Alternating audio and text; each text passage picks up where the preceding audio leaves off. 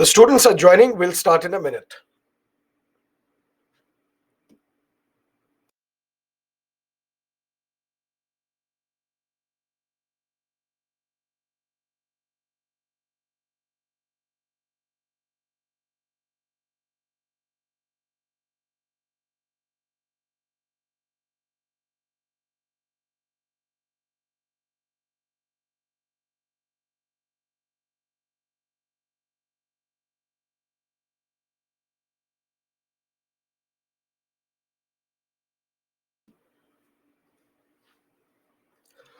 Hello, good morning, and welcome to Byju's Exam Prep. In the last class, we initiated a discussion on Prime Minister and the Council of Ministers. And we are discussing Union Executive. Who all are part of Union Executive? President, Vice President, Prime Minister, Council of Ministers, and the Attorney General for India. We have discussed the office of President and Vice President, although not completely, because we will revisit these offices when we will discuss Union Legislature. Then we looked at office of the Prime Minister and the Council of Ministers. And what does that mean? We follow a parliamentary form of government where Cabinet, Council of Ministers, they are the real power holders as against the President. Whatever advice is given by Prime Minister and the Council of Ministers to the President, that is binding on the President. The first step is choosing the Prime Minister. Once the elections are over, then the first step becomes choosing the Prime Minister. And this is where we say there is an element of discretion available with the President. The President can appoint anybody as the Prime Minister. But then this Prime Minister has to prove majority on the floor of Lok Sabha. Because what is parliamentary form of government? The Council of Ministers, they are accountable to, they are responsible to the lower house of Indian Parliament, which is the Lok Sabha. And then we discussed that there is some difference between Council of Ministers and the Cabinet. And what is that difference?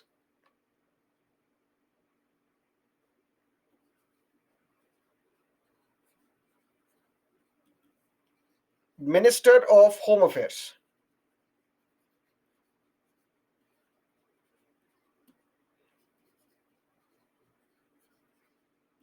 and Minister of State.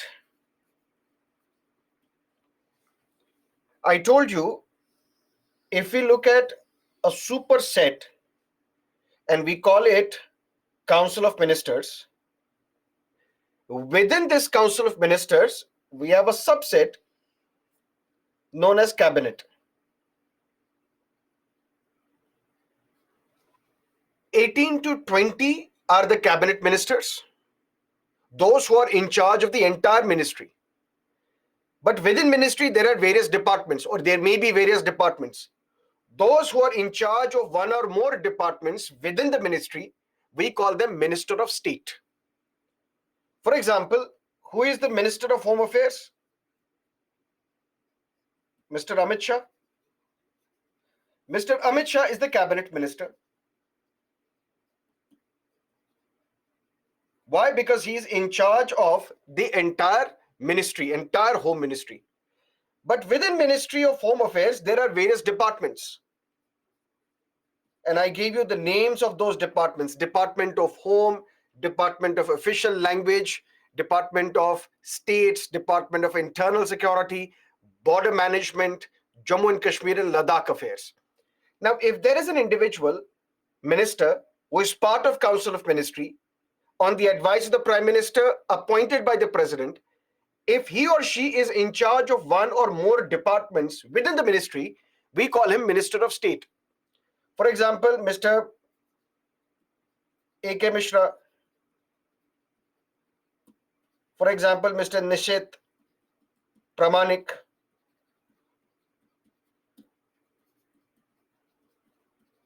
For example, Mr. Nityanand Rai. Who are these individuals?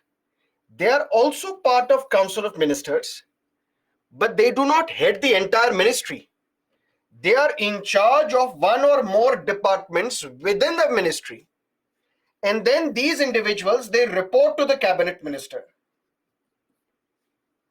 So we call them Minister of State.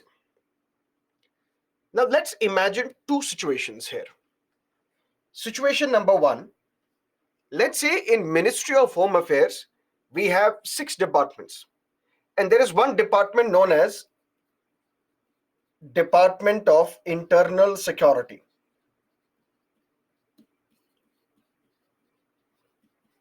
Listen to me carefully. What if tomorrow, on the advice of the Prime Minister, the President is appointing me as a minister? But who has the responsibility of allocating ministries to various individuals? That's the prerogative of the Prime Minister. Prime Minister gets to decide who becomes my Home Minister, who becomes my External Affairs Minister, who becomes my Defense Minister, who becomes the other ministers, right? Now, what if Prime Minister decides that you will not head the entire ministry? You will be in charge of only this department, Department of Internal Security. But you will handle this Department of Internal Security independently. What does that mean, handling this Department of Internal Security independently? That means without me reporting to the Cabinet Minister. I will not report to the Cabinet Minister, because although Ministry of Home Affairs, they have these departments. Cabinet Minister, Mr. Amit Shah, is in charge of all these departments. But one department, I am told, you handle independently. You don't have to report to the Cabinet Minister. I become Minister of State with independent charge.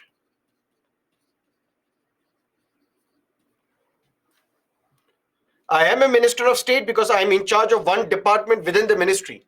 But I am in charge of this department independently, without having to report to the Cabinet Minister. I become Minister of State with independent charge. That's scenario number one.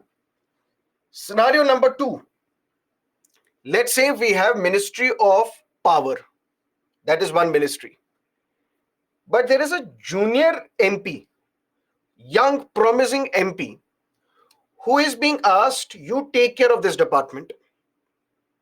You take care of this department, but you will not become the Cabinet Minister. You will become Minister of State with independent charge.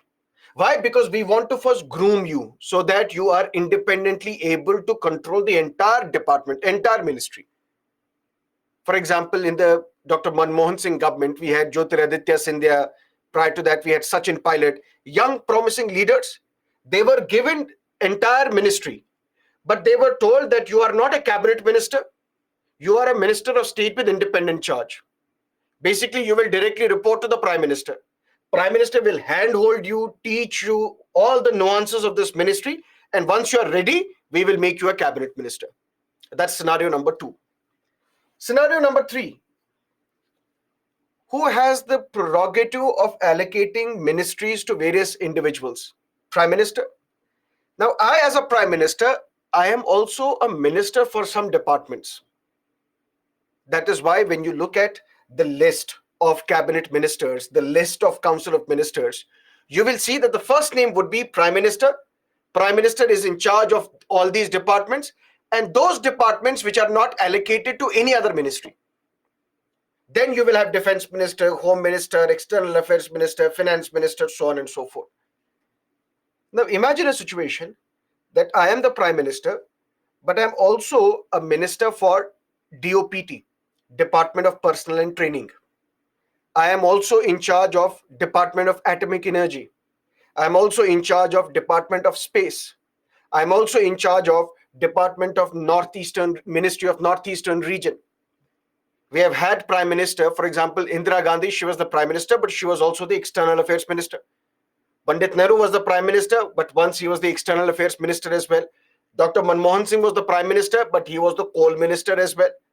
So it is possible, and it does happen, that Prime Minister is not only the Prime Minister, but he also directly is in charge of various ministries or departments. Today, Prime Minister Modi is also the Minister of Northeastern Region. There is a department known as Northeastern Region. He is also a minister of that. But there should be some minister who would assist the Prime Minister. Just like there are these ministers of state who assist the cabinet minister. In the similar fashion, if I am the Prime Minister, I am in charge of a department, there may be a minister who will assist me in handling this department. We call such a minister also as Minister of State with independent charge. Why? Because this Minister of State is independently in charge of that department. That means independent of the cabinet minister. There is no cabinet minister above the Minister of State with independent charge, because this Minister of State with independent charge directly reports to the Prime Minister. And this term, Council of Ministers, includes cabinet ministers, include ministers of state, include ministers of state with independent charge. All these different types of ministers appointed by the president only on the advice of the Prime Minister, we call them Council of Ministers. But within Council of Ministers, there are those ministers who head the entire ministry. We call them cabinet ministers. And it is this cabinet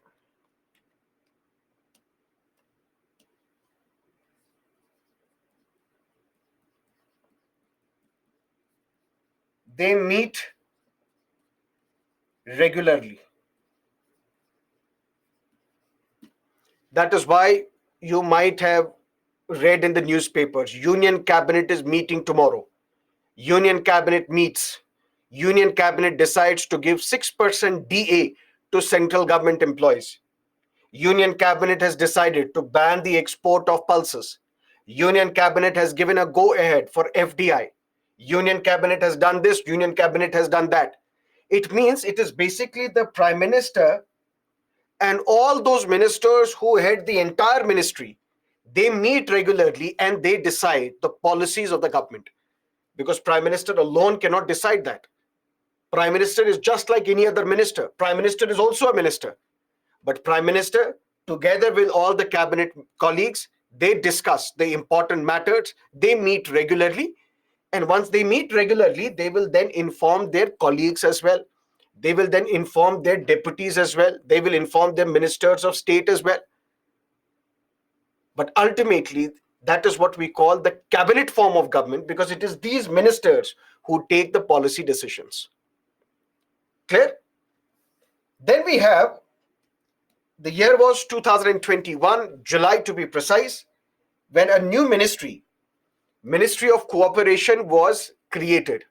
And I told you last time that to create a new ministry, you don't need a constitutional amendment. Why?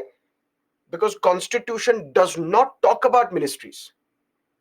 Constitution only says that the executive power is vested in the president, and president will issue rules how to exercise these executive powers. And president has issued rules that these are going to be my ministries and they will perform my executive function. So if tomorrow another ministry is to be created, or a ministry is to be deleted, or a ministry is to be renamed, for that you don't need a constitutional amendment. You just have to change the rules, the allocation of business rules, as I told you last time, of 1961. For example, previously we used to have a ministry known as HRD ministry, Human Resources Development Ministry.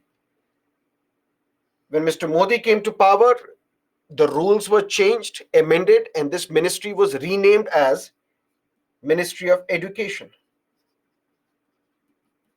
So whether a ministry is to be created, whether a ministry is to be deleted, for example, previously we used to have Minister for Overseas Citizens, which used to be under External Affairs Minister. That department was also deleted. So a department can be deleted, a ministry can be deleted, a ministry can be created, a ministry can be renamed. For that, no constitutional amendment is required.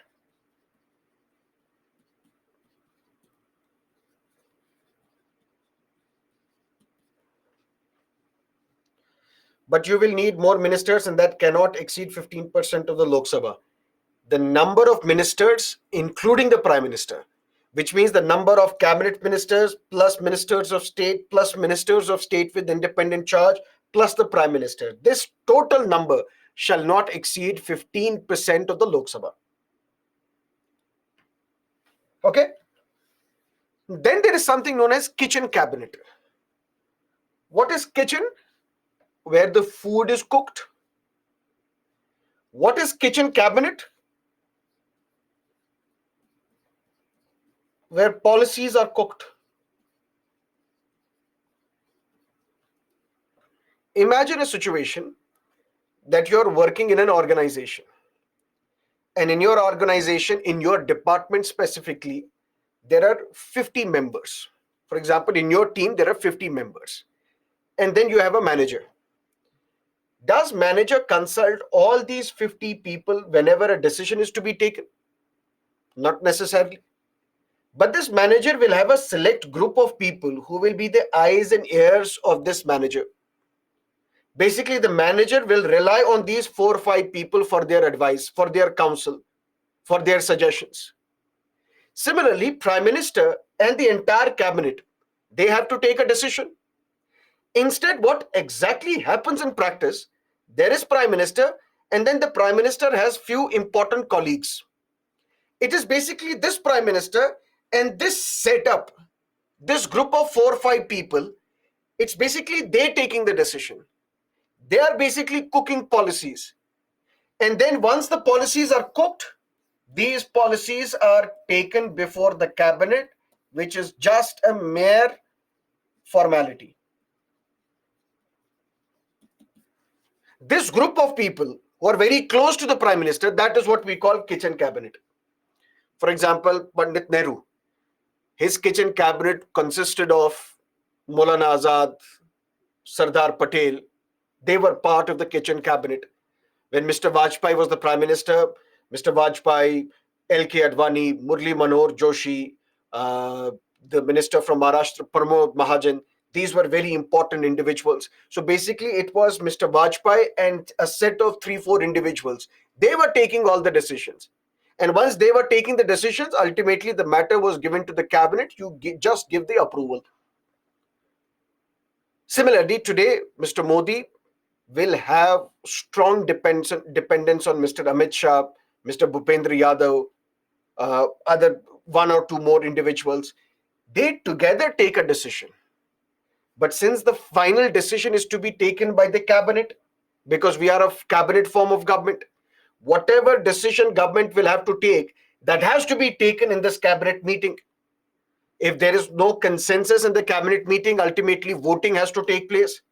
And whichever way majority is, that is going to be the decision of the government. So imagine a situation that Prime Minister, Mr. Amit Shah, Mr. Ajit Doval, and few other individuals, for example, Bhupendra Yadav, all these individuals were aware what is going to happen to Jammu and Kashmir on August 5, 2019. They know that we are going to revoke the special status of Jammu and Kashmir. We are going to introduce a bill in the parliament to reorganize Jammu and Kashmir into union territories. Clear? So they had taken the decision. This is where the policy was already cooked, that this is going to be our policy vis-a-vis Jammu and Kashmir. But they cannot take a decision. Ultimately, the decision is to be taken by the cabinet. Cabinet has to give its approval that yes, we will recommend the president, please withdraw the special status for Jammu and Kashmir. We have to give the permission. Yes, this Jammu and Kashmir reorganization bill should be passed by the parliament. We will ask the president, please give us the permission to introduce this bill in the parliament. So basically, the decision ultimately has to be taken by the cabinet, but it is only a mere formality because policy has already been cooked. That is why on 5th of August 2019, when cabinet meeting took place, everybody said, yes, we agree with this decision. That was although the policy was cooked, but just a formality was taken in this cabinet meeting, and then the go-ahead was taken. That is what we call kitchen cabinet, but it is an informal body, not mentioned in the constitution,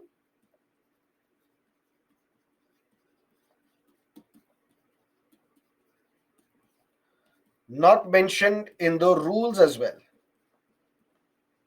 Informal body. That means it is the experts, those who watch how the government functions. They claim that Prime Minister relies on certain set of people, and they call those certain set of people, including the Prime Minister, as kitchen cabinet, where the real policy is cooked. although this term kitchen cabinet is not mentioned in the constitution, it's not mentioned in the rules as well, it's an informal body. Done? Then we have something called cabinet committees. And what are these cabinet committees?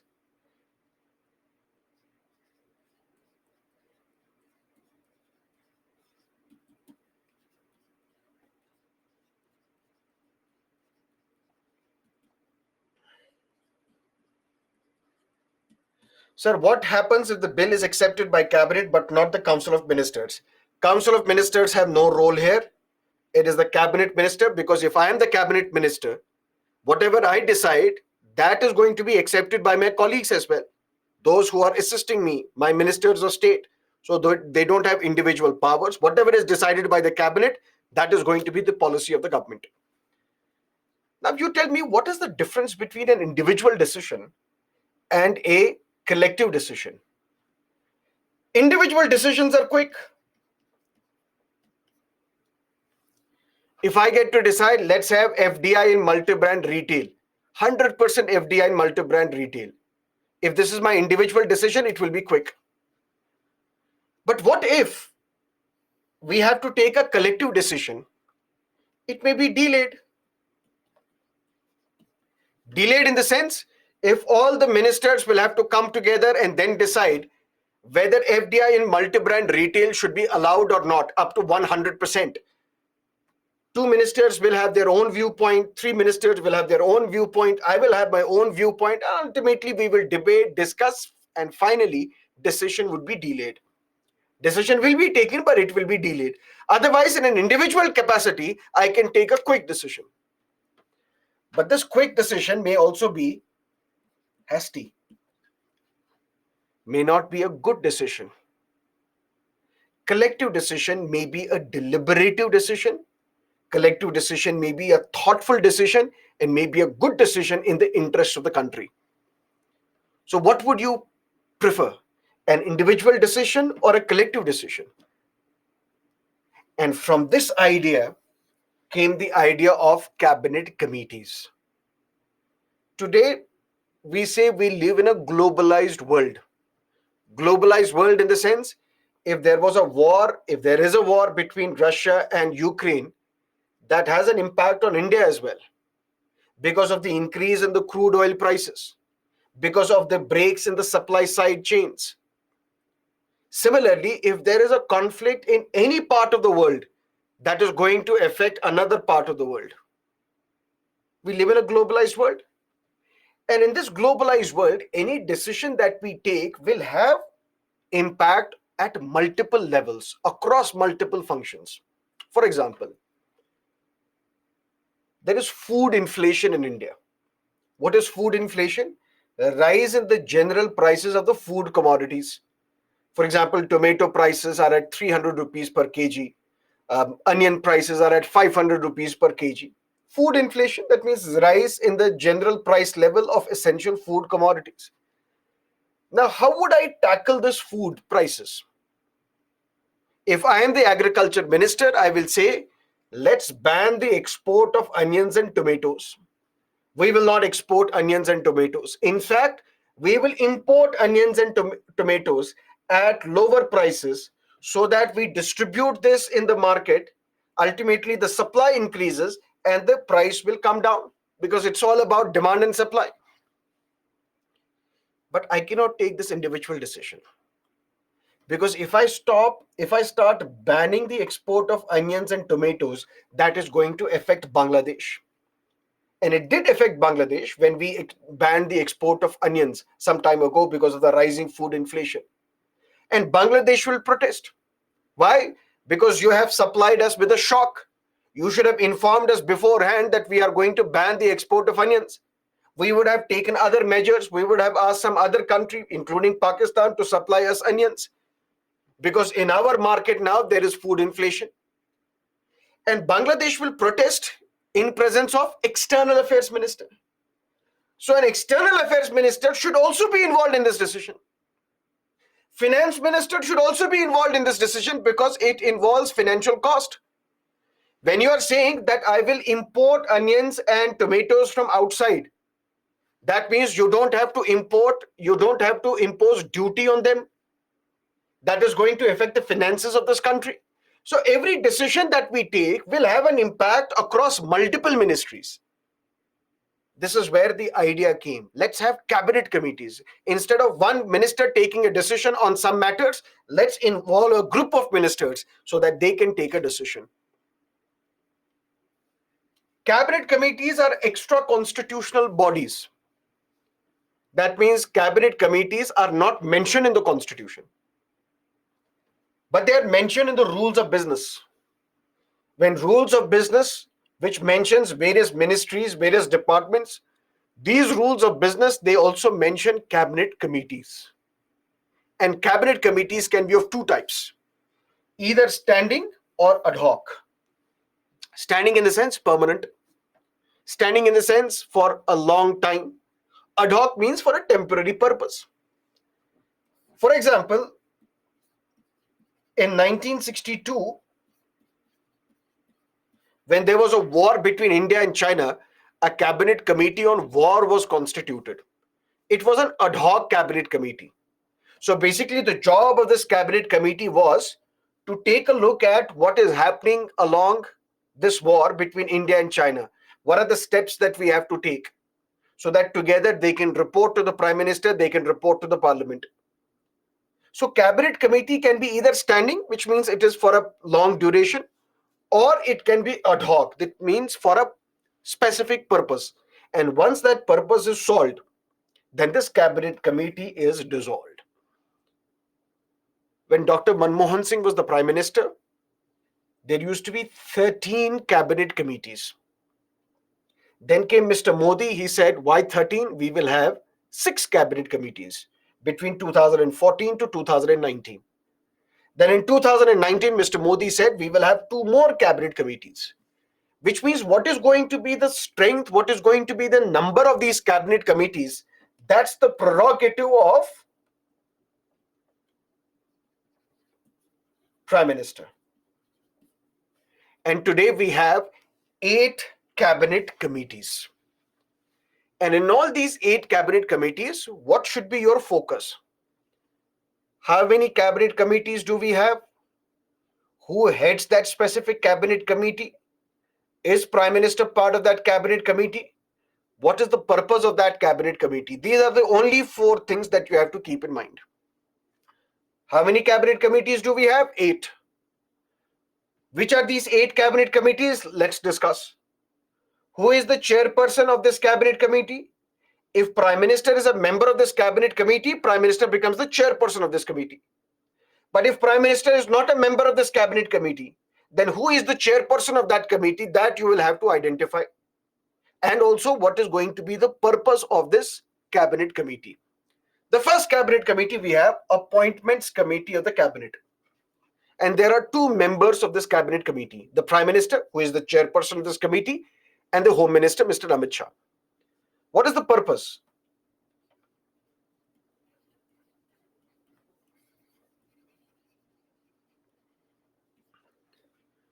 We have to appoint a secretary to a government department.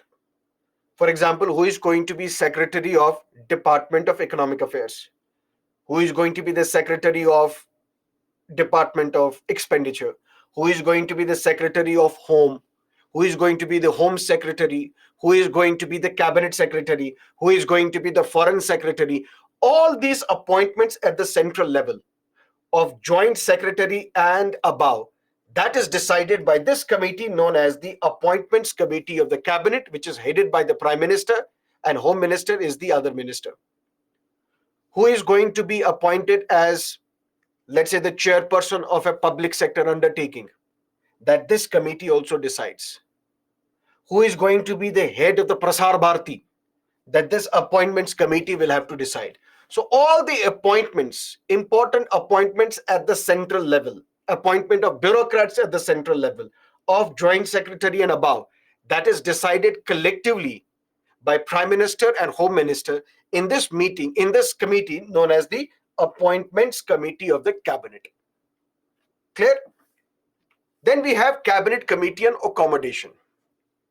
For example, whether Mr. Raghav Chadda will stay in that bungalow or not, or whether some other bungalow will be allocated to him. Shrimati Sonia Gandhi, whether you will stay in that bungalow or some other accommodation will be provided to you. Rahul Gandhi was no longer a member of the parliament. Now you will have to vacate the Tughlaq Road flat or bungalow that was allocated to you. Shrimati Priyanka Gandhi Vadra, now that you are not protected by the SPG, the Special Protection Group, you don't need such a massive property, you'll have to vacate. So all these ministers at the central level, all the MPs at the central level, all the judges of the Supreme Court, all the important constitutional functionaries, Mr. Ramnath Kovind, now you are no longer the president, we'll have to give you a suitable accommodation in Delhi.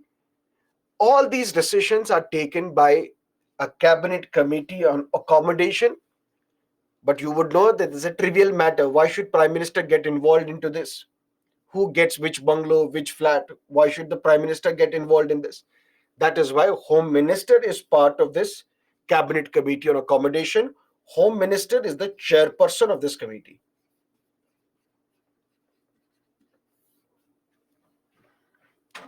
Clear? So one is cabinet committee on accommodation, which basically provides accommodation or lists accommodation for various constitutional functionaries. And then we have appointments committee of the cabinet. Then we have cabinet committee on economic affairs, which is headed by the prime minister. And there are various members of cabinet committee on economic affairs. But you don't have to remember the names of these members. Just focus on what is this cabinet committee on economic affairs. Who is the chairperson of this committee? Prime Minister, which means Prime Minister is a member of this committee. Who are the other members? Not important. What is the purpose of this cabinet committee? That we have to decide. What is the purpose of cabinet committee on economic affairs? For example, I gave you one example that if there is food inflation and then the government decides to ban the export of onions and tomatoes, the government decides to import onions and tomatoes, the government decides to abolish the import duty on various pulses or oil seeds. All these economic decisions are taken collectively by this cabinet committee on economic affairs. Whether there has to be or there should be FDI multi-brand retail, in single brand retail, whether there should be FDI in insurance sector. Long story short, any economic decision which the government takes basically is taken by this cabinet committee on economic affairs. Then we have cabinet committee on parliamentary affairs. We will discuss today as well as day after tomorrow, because tomorrow we have a holiday. Celebrate my best wishes on Vijaya Dashmi. Who summons parliament? President. It is basically the power of the president that you summon parliament. Summon parliament means that today is going to be the winter session of the parliament. On these dates, we are going to have the monsoon session of the parliament. On these dates, we are going to have the budget session of the parliament. Who decides that? President of India. But president is a rubber stamp. Whatever decision is taken by the president, that is basically on the advice of the Council of Ministers. And in practice, it is on the advice of the Cabinet Committee on Parliamentary Affairs. When to summon legislature,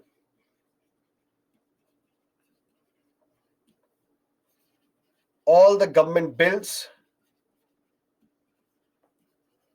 that need introduction.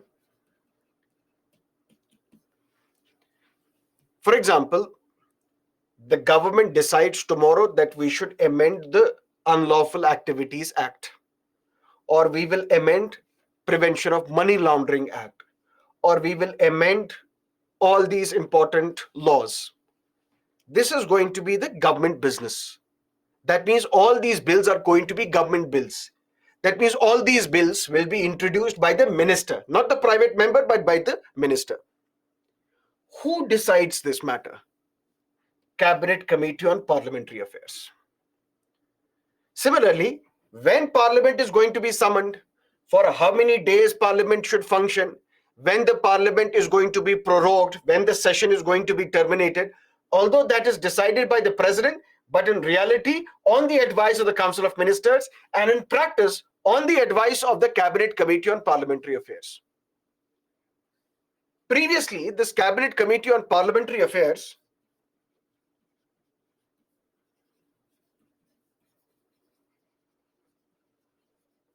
used to be headed by the Home Minister.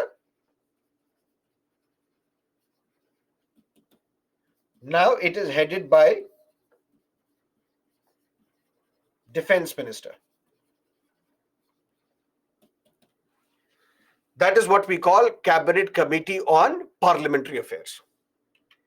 Then we have Cabinet Committee on Political Affairs.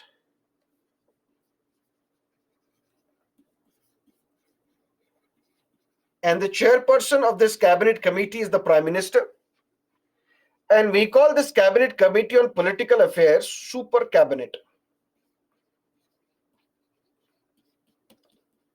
So if there is a question tomorrow in your prelims examination, which of the following cabinet committees is known as a super cabinet?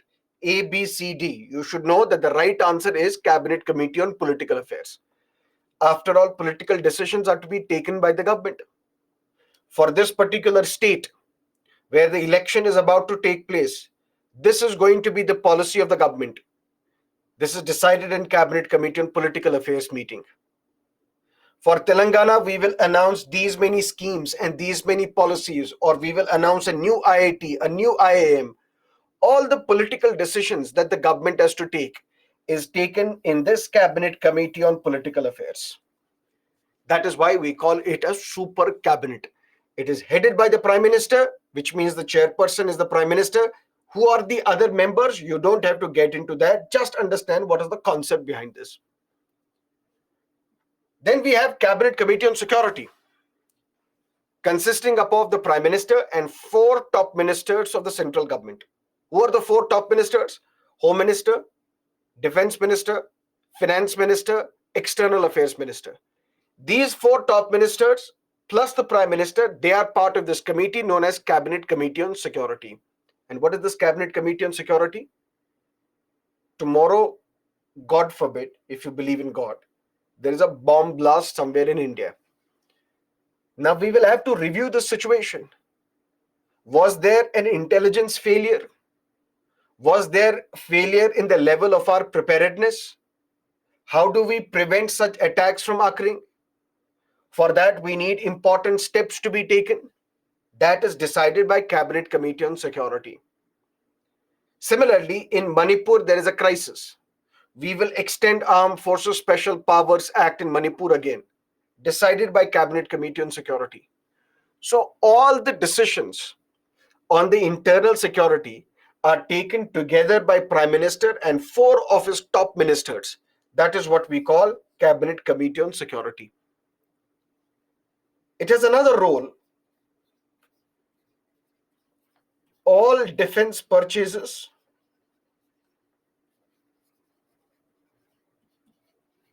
above 1,000 crores need to be cleared by this committee. And this was also in the news regarding the Rafale program, the Rafale deal between India and France, which supplies India with the Rafale jets. Opposition alleged that when Mr. Modi as the Prime Minister went on a visit to France, there he announced this deal between India and France, wherein under this agreement, India would get the Rafale jets.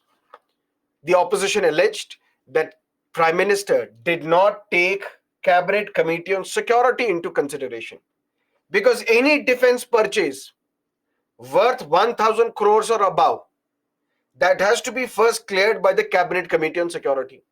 That means all these ministers plus the Prime Minister, they have to take a decision whether we should buy these Rafale jets from France or not. But whether that is true or not, we don't have to get into the politics of it. We just have to understand the polity of it. And for that, we need to know that there is Cabinet Committee on Security, headed by the Prime Minister, 4 top ministers, What is their job? The job is to review the security situation of this country. What is their purpose? The purpose is any defense purchase worth 1,000 crore or more should be approved by this Cabinet Committee on Security. These were the 6 cabinet committees which were in operation from 2014 to 2019. Cabinet Committee on Accommodation, Appointments Committee of the Cabinet, Cabinet Committee on Economic Affairs, Cabinet Committee on Parliamentary Affairs, Cabinet Committee on Political Affairs, and Cabinet Committee on Security. Then in 2019, Mr. Modi said we will have 2 more committees.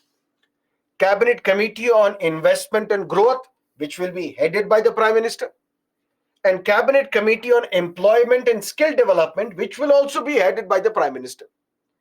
What will be the job of these 2 cabinet committees?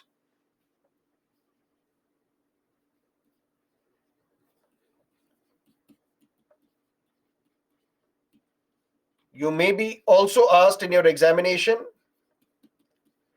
which of the following cabinet committees were last ones to be constituted? Which of the following are the newly created cabinet committees? So you have to know it is the Cabinet Committee on Investment and Growth and Cabinet Committee on Employment and Skill Development. All these ministers, they will come together and decide what are the steps that we should take so that we can get more investment into India. And this investment will ultimately lead to growth. What are the steps that we have to take to ensure that we provide skill development to our youth? And once our youth becomes skilled, that will enhance their potential to be employed in the job market. All such steps, whether scholarships, all such steps, whether skill development, all such steps, whether policy interventions, whatever is to be taken, that will be decided by these 2 cabinet committees. And this completes our discussion on Prime Minister, Council of Ministers, and Cabinet Committees. But we will revisit the office of the Prime Minister and his Council of Ministers when we will discuss the Union Legislature. So basically, in Union Legislature, we will cover Union Executive and Union Legislature together. Now, the last thing that we have to discuss in Union Executive is the Attorney General for India under Article 76 of the Constitution, which means this Attorney General for India is a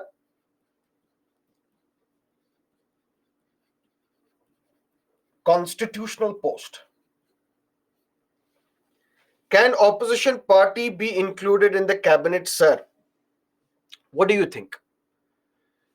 If opposition is also included in the government, number one, opposition will not accept because they have to criticize the government. And why would government ask the opposition to be part of the cabinet? Then basically they have to share power with them. They fought against them for this power. Why would they include them for power? But yes, there have been instances where a member of the opposition was given a cabinet status, a minister of cabinet status, but they were not given the power. For example, when P.V. Narasimha Rao was the prime minister, one member of the opposition, Dr. Subramaniam Swamy, was given a cabinet minister status, basically to negotiate with WTO. But it is not that you become a minister, just a status of cabinet minister is given. What about deputy prime minister? Constitution does not talk about deputy prime minister. But there have been instances where deputy prime ministers were appointed. For example, Sardar Patel was a deputy prime minister. Shri Devi Lal was a deputy prime minister. Shri L.K. Advani was a deputy prime minister. So deputy prime ministers are also ministers. Lal Krishna Advani was a deputy prime minister, but he was also the home minister. So this is just to resolve the conflict. For example, if there are 2 claimants of prime ministership, you can make only one as the prime minister. So you make one as prime minister and you make the other as deputy prime minister so that both are happy. And you give this deputy prime minister an important cabinet position. Just like we have deputy chief minister. Mr. Siddaramaiah said, I am also the chief ministerial candidate. Mr. D.K. Shivakumar said, I am also a chief ministerial candidate, aspirant candidate. Now, Congress party won after a long time. They could not afford that we will antagonize one. So, Mr. Siddaramaiah, this is going to be your last chief ministership because you have crossed a certain age. You become the chief minister, but Mr. DKS, you will become the deputy chief minister. So, both are satisfied. What is the difference between kitchen cabinet and cabinet committee? Cabinet committee is a body which has recognition in the rules, the allocation of business rules. Kitchen cabinet is an informal body. It's not mentioned anywhere. It's not mentioned in the rules. We assume that Prime Minister and few of his ministers, it is they who take a decision, and we call them kitchen cabinet. Whenever a cabinet committee meeting is to be set up, for that a formal invitation is sent to cabinet ministers. Then whatever is decided and discussed in that cabinet committee meeting, all the minutes of the meeting are noted down.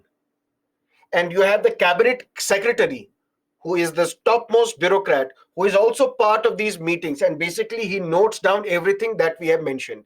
And then what is the action to be taken? So it is basically a formal setup. When cabinet meeting is called, when the meeting of cabinet committee is called, all that is done through invitation. First, invitation will be sent, then you will have to attend, then whatever we are discussing, that is to be noted down. That's what we call the minutes of the meeting. Basically, what this minister said, who opposed this decision, who was in favor of this decision, and ultimately whether this decision is to be taken or not, there will be voting. How many people were in favor, how many were against? All these meetings are formalized because all these decisions are noted down. But kitchen cabinet is an informal body. So it's not that a formal invitation is sent. Prime Minister will take out his phone and call these 2-3 ministers, come, let's have a cup of tea. Or let's have a glass of wine. Let's discuss. Not the current Prime Minister. Previous Prime Ministers used to drink. And then on the cup of coffee, they will get to decide what should we do for this particular matter. But nobody will write down what each of these individuals discussed because it's an informal setup. That's the difference between the two.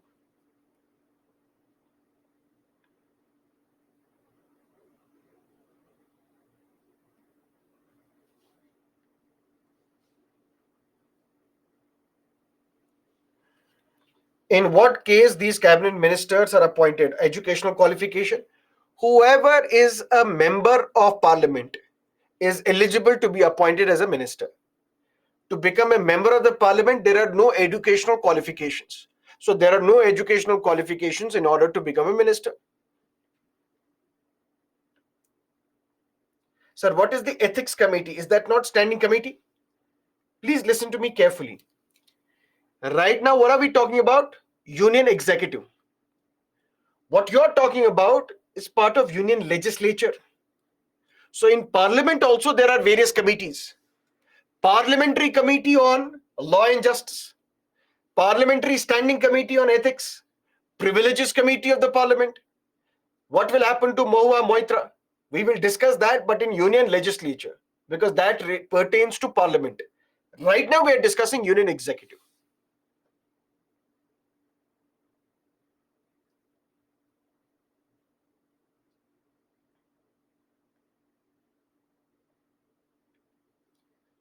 Can a non-minister be part of kitchen cabinet? Logic. If it's an informal body, not mentioned anywhere, anybody can be part of the kitchen cabinet. Who are the deputy ministers? Deputy ministers used to be appointed previously, but now they are not appointed. For example, ministers have a lot of role to play. If I am home minister, for example, I have to ensure internal security of this country. I have to ensure that borders are also safe. Although when war breaks out, then it's taken over by the army, it's under defense ministry. But first I have to ensure that the borders are safe as well. So I have to take a lot of decisions. I have a lot of work to do. I have to ensure the security of the people. But at the same time, I am also accountable to the parliament. That means parliamentarians will ask me various questions inside the parliament. Questions like when NRC is to be carried out. Questions like how many citizens of India took the citizenship of foreign countries? How many renounced the citizenship of India? Now, when questions are asked to me in Parliament, who is going to assist me in answering these questions? Deputy Minister. That means I am the cabinet minister. I also have ministers of state. But one minister of state will be in charge of Department of Internal Security. Another will be in charge of Department of States and Department of Official Language, 2-3 departments. That means they will assist me when I'm performing the duties related to my ministry. But who will assist me when I have to answer questions related to my ministry inside Parliament? For that, I used to have a deputy minister. But now these deputy ministers have not been appointed. In fact, after 1975, these ministers have not been appointed. Although during the brief time during Rajiv Gandhi's prime ministership, some deputy ministers were appointed, but now they are no longer appointed. Do we have a deputy prime minister currently? No, we don't. Because basically, no other individual in the BJP questions the power of the prime minister. So if there were two claimants to the office of the prime minister, one would become the prime minister, the other may be appointed as a deputy prime minister. Okay. So Attorney General for India, it is a constitutional post under Article 76 of the Constitution. And we say he is the highest law officer of the country. What is the role? The President has assigned to the Attorney General for India the duty to appear on behalf of the Government of India in all cases in which Government of India is concerned, and to represent Government of India in any reference made by the President to the Supreme Court under Article 143 of the Constitution. Two things. Or I should say there are 3-4 important roles played by the Attorney General. Number one,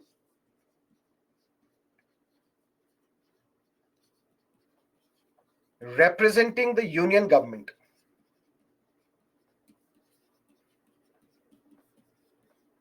Before the courts.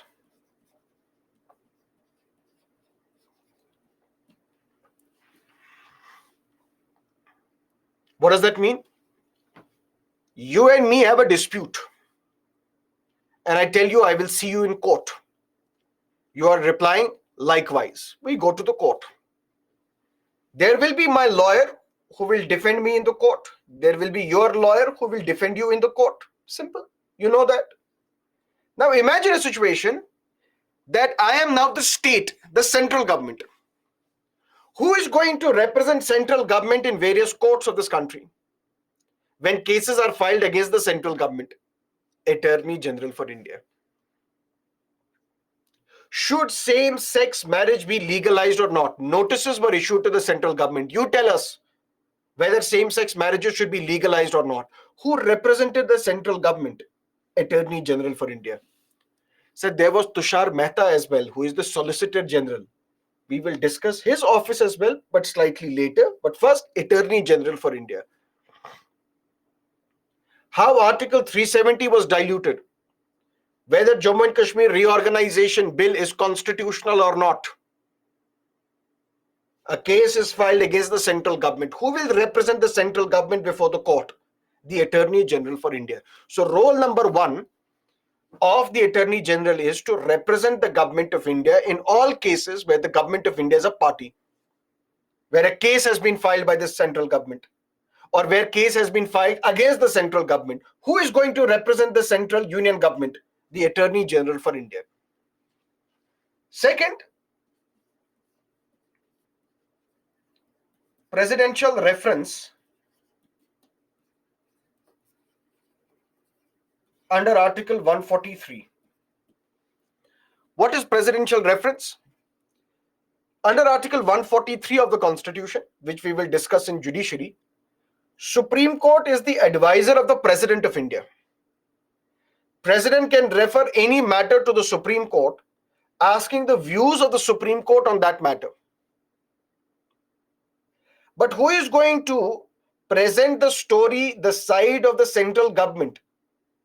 Attorney General for India. Sir, what does that mean? We will discuss this in judiciary. In 1981, Supreme Court said it is the job of the government to decide who becomes the judge of the Supreme Court, judge of the High Court. But in 1993, the Supreme Court said no.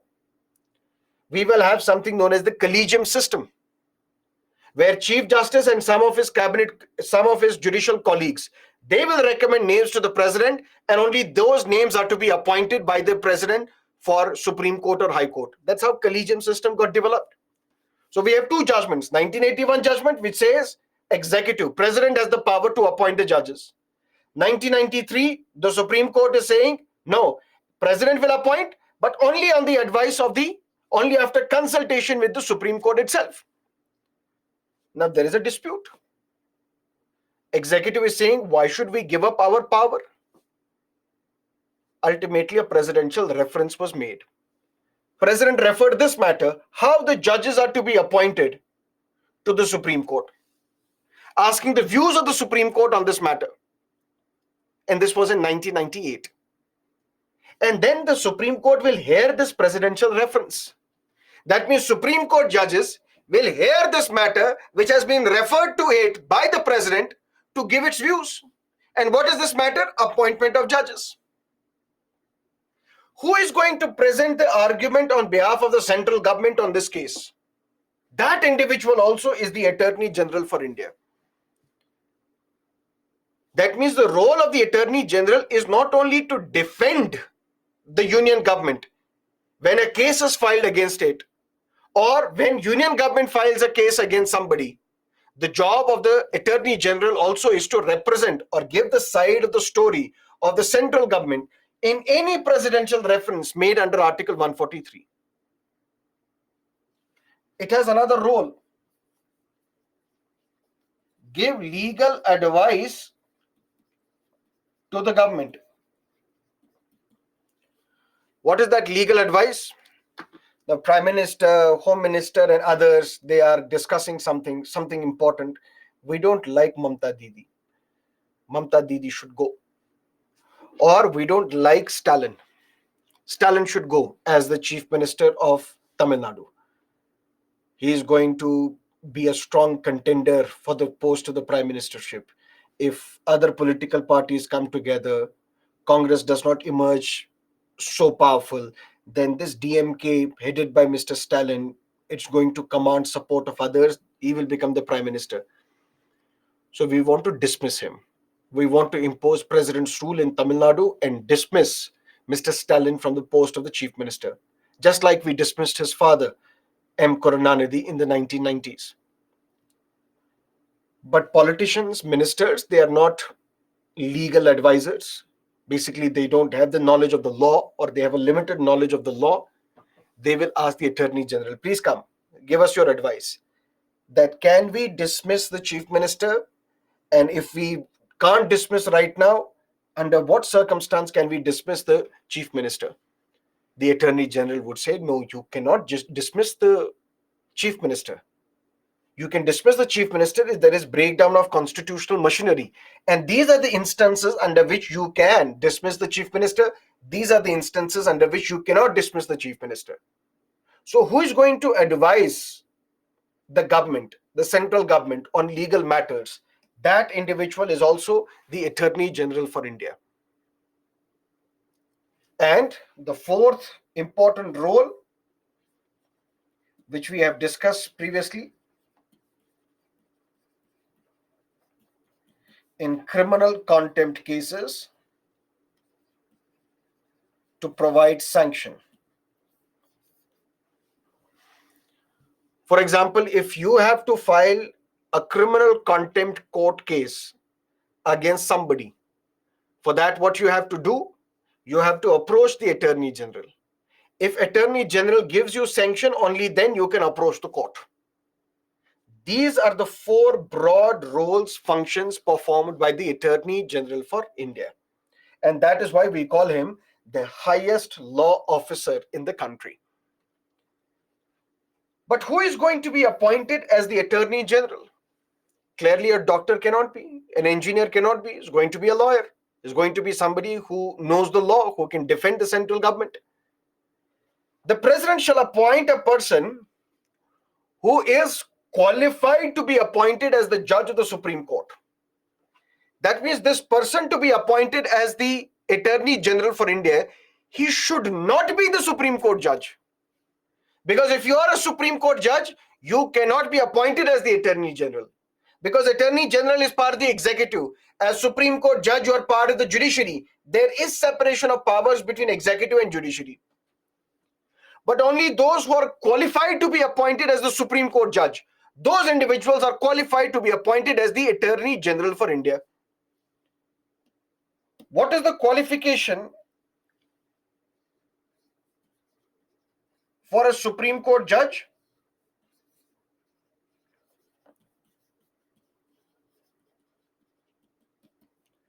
Number one, you should be the citizen of India.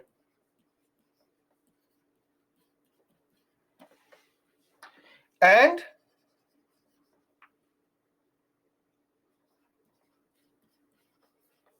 judge of one or more high courts for 5 years.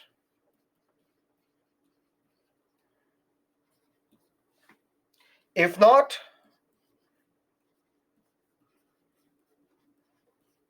then advocate of one or more high courts for 10 years.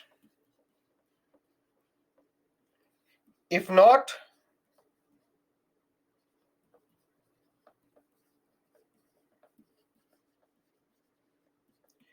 in the eyes of the president, you should be a distinguished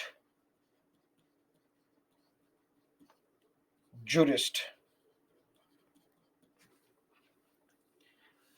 Who can be appointed as the Attorney General? First, we have to understand, is Attorney General a constitutional post? Yes, mentioned under Article 76. Is Attorney General part of the Union Executive? Yes, because Union Executive consists of President, Vice President, Prime Minister, Council of Ministers, and the Attorney General for India. What is the role of this Attorney General? Number one, we call him the Chief Law Officer of this country, or the topmost legal officer of this country. Why? Because he represents the government of India in all the cases where the government of India is a party. Second, he presents the view of the central government in all the presidential reference cases under Article 143. 3, to provide legal advice to the central government. 4, to provide sanction in criminal contempt court cases. But who is going to be this Attorney General? Number one, this person should be qualified to be appointed as the judge of the Supreme Court. You should not be the judge of the Supreme Court, because if you are a judge of the Supreme Court, you cannot be appointed. But you should be qualified to be appointed as the judge of the Supreme Court. What is the qualification? You have to be the citizen of India. If you are a citizen of India, then you have to meet one of these 3 criteria. You are a citizen of India, and at the same time, you are judge of one or more high courts for 5 years. You are qualified to be appointed as the Supreme Court judge. You are the citizen of India, and you are the advocate in one or more high courts for 10 years. You are qualified. You are a citizen of India, and in the eyes of the President of India, you are a distinguished jurist. You are qualified to be appointed as the Supreme Court judge.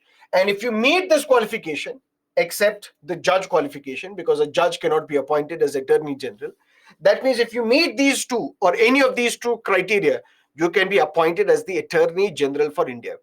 What is distinguished jurist? Maybe President will say that, Mr. Sarmad, you're a citizen of India? Yes, sir. But you are not judge of one or more high courts. You have not been the judge of the high court for 5 years. No. You are not an advocate practicing in high courts for more than 10 years. No. But in my eyes, you are a distinguished jurist. You understand the law. You can be appointed as the Attorney General for India. Clear? And it shall be the duty of the Attorney General to give advice to the Government of India upon such legal matters, and to perform duties of legal character as may be from time to time referred or assigned to him by the President. Any other responsibility, any other legal responsibility can be assigned to the Attorney General by the President of India. Clear? Another one. The judges of the Supreme Court retire at the age of 65. But this age limit does not apply to the Attorney General. For example, we have Mr. Venkatramani as the Attorney General. He's in his 70s. Prior to him, we had Mr. K.K. Venugopal as the Attorney General for India. He was 93. That means age limit which is applied to a Supreme Court judge, that does not get applied to the Attorney General for India. So if we say you are qualified to be appointed as the Attorney General, if you are qualified to be appointed as the Supreme Court judge, but once you are appointed as the Supreme Court judge, you have to remain in office till the age of 65. Does that mean Attorney General can remain in office only till the age of 65? After that, you have to appoint someone else? No, this age limit does not apply. This Attorney General is not a member of the cabinet, but it is an integral part of executive machinery. Attorney General is not part of Union Cabinet because Union Cabinet consists of Prime Minister and his top ministers. So please don't confuse. Attorney General is not part of Union Cabinet. Attorney General is part of Union Executive. Union Executive consists of President, Vice President, Prime Minister, Council of Ministers, and Attorney General for India. And we say the Attorney General holds office during the pleasure of the President. That means appointed by the President, but no fixed tenure.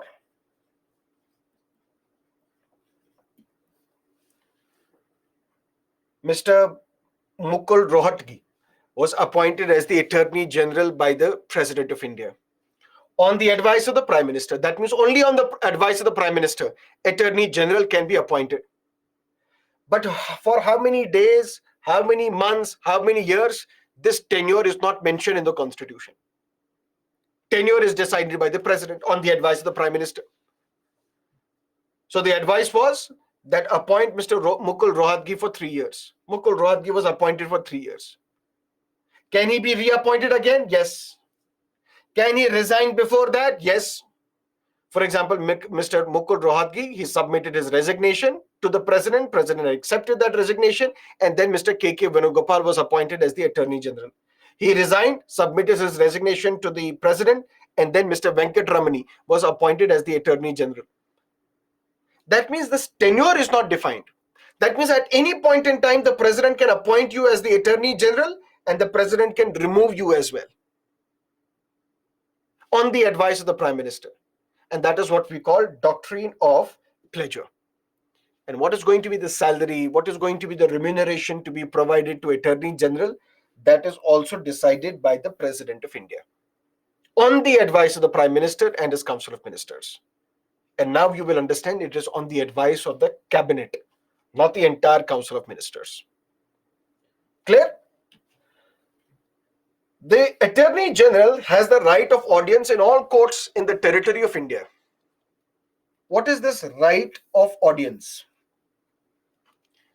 For example, there is a case going on in the Supreme Court, and the case involves Party A and Party B. Two parties, for example, you and me, we have a case in the Supreme Court. Now suddenly a third person walks in and tells the court, "Dear court, you please listen to my side of the story."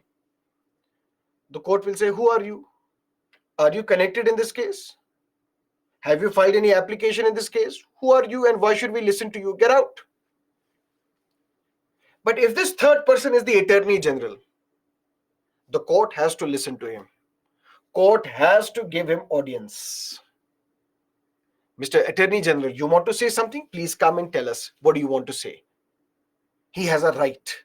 Maybe he has to say something which can tell us the position of the central government on this case.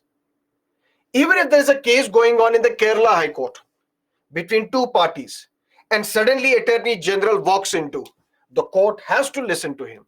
That is his privilege. And this is what we call the privilege of the Attorney General. The Attorney General has the right of audience. Whenever he walks inside a court, the court has to listen to him.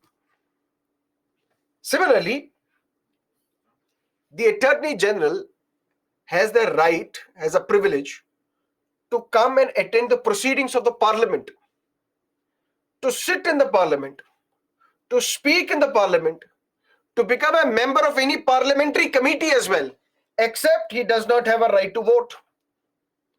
Why? Because he's not a member of the parliament. But the privilege is, despite the fact that you are not a member of the parliament. What is a privilege?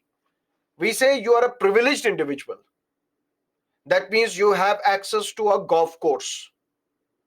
It's not something that you have earned on your own. It's because of your father that you have this privilege that you can access golf course. You can be a member of a club. That's not something that you have earned. It's because of your father, it's because of your mother, it's because of your ancestors. That's a privilege. Privilege is something that you don't earn on your own. Same is the case with the privileges available to the Attorney General. It's not something that Mr. Venkatramani has earned on his own. It's because of his office, Attorney General for India, that you have a privilege. Privilege is you are not a member of the parliament, yet you can attend the proceedings of the parliament. Yet you can speak in the parliament. Yet you can become the member of any parliamentary committee as well, except you don't have right to vote. Why? Because you are not a member of the parliament. You have all the privileges and immunities that are available to the members of the parliament. And we will discuss in Union Parliament chapter, Union Legislature chapter, what are these privileges, powers, and immunities that are available with the ministers, but that are available with the members of the parliament. But listen to me carefully. Who is this Attorney General who has to defend the central government in the Supreme Court or in a high court where a case against central government has been filed? Clear? So this individual has to be very talented. Clear? Why? Because if he's not talented, the government of India will lose the cases. Perfect? But this Attorney General will have to fight cases against some of the top lawyers of the country. Kapil Sibal is a top lawyer. Gopal Subramaniam is a top lawyer. Harish Salve is a top lawyer. Mahesh Jethmalani is a top lawyer. Mukul Rohatgi is a top lawyer. These are the top lawyers against whom this Attorney General will have to fight inside the court. And Mr. Harish Salve, he charges 40 lakh rupees per appearance. That means he just have to appear in a particular case one day, he charges 40 lakh rupees. But the salary of the president is 5 lakh rupees. So how can we give Attorney General this much amount of money? If tomorrow Harish Salve is appointed as the Attorney General, he will lose a lot of his money because he would get 40 lakhs per appearance. Even if he appears for 2 cases in a particular day, 80 lakh rupees. 80 lakh multiplied by 30, multiply by 365, and see the amount of money that these lawyers would be making. But when you appoint them as the Attorney General, you can't give them salary more than the president. That is why top lawyers would not agree to become the Attorney General because they will lose out on money. Even if those lawyers who agree to become Attorney General, they become Attorney General for some time so that they can mention in their resume, we have been the Attorney General, but later they resign, they go back to their practice because that is where they earn the money. How do we ensure that we have the top lawyers who become the Attorney General and at the same time it is not a monetary loss to them? You allow them private practice. You can take up the cases of the central government as well. You can take up your private practice as well, just like doctors. You can work in the government hospitals as well. Once the time is over, you can also practice at home. You can have your own clinic. You can work in a private hospital as well. Same is the case with the Attorney General. You can take up any private practice as well if the opponent is not the state.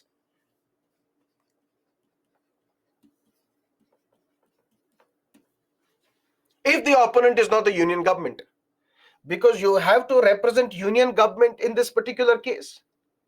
You cannot represent a private person, a private party in this case, because you have to represent us. So a case in which the opponent is the state, you cannot take up that case as your private practice because you have to defend the state. But if the opponent is a state government, you can. For example, Mukul Rohatgi, when he was the Attorney General for India, he took up a private case as well. He took the case of Kerala Bar Association against the state government of Kerala. So is Kerala government a state? Yes. But it's not a union government, because Mukul Rohatgi is appointed by the union government to defend union government. You cannot take up a private case where union government is one party. You can take up any other case involving any other party, any other state, any private entity.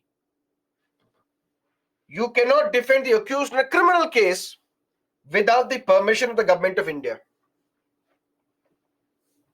What is a criminal case? I told you previously, a case involving an individual where the other side is the state.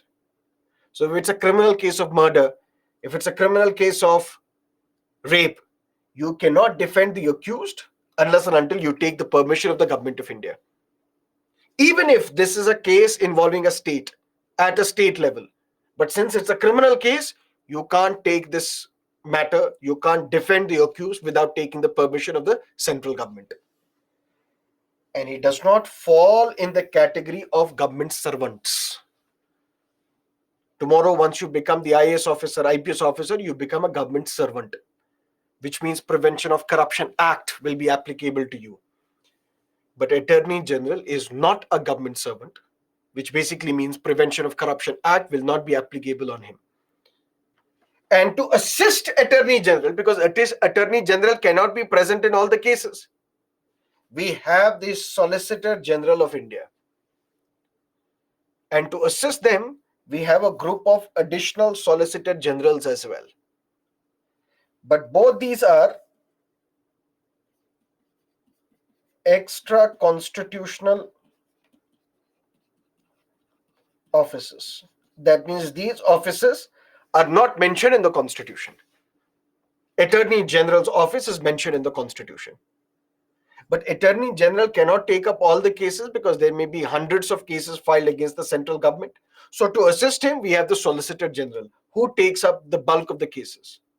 To assist them, we have additional Solicitor Generals who take up other cases. Those top cases are taken by Attorney General, and then some other important cases by the Solicitor General, and then smaller matters are taken by additional Solicitor Generals. This is Union Executive and Attorney General topic is over. Any questions, please let me know. Can Attorney General take cases against Union government after his resignation? Yes.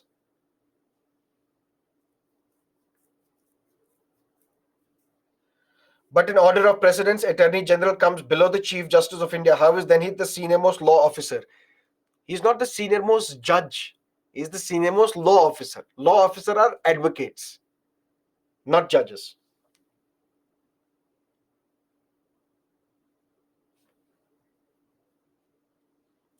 Five-year advocate in Supreme Court is not a qualification? No. Is the word cabinet present in the Constitution? Initially, no.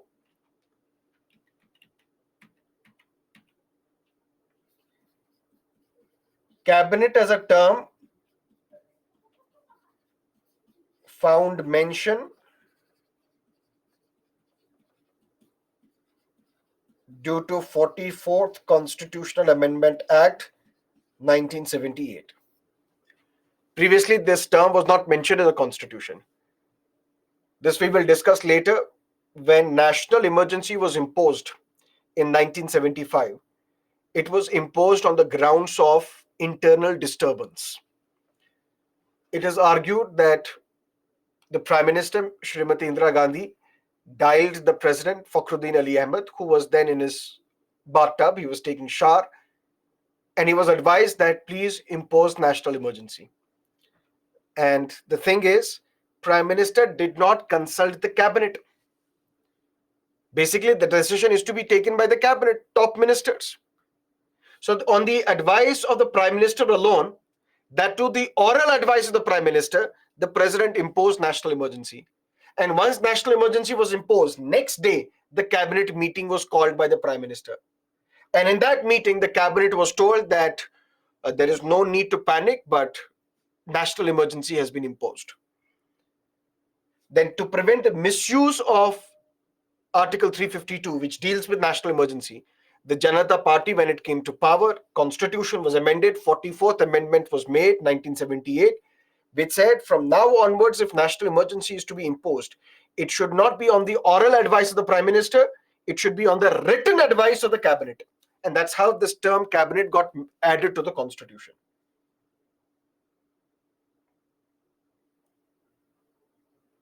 Can the President appoint anybody as Attorney General if he thinks fit?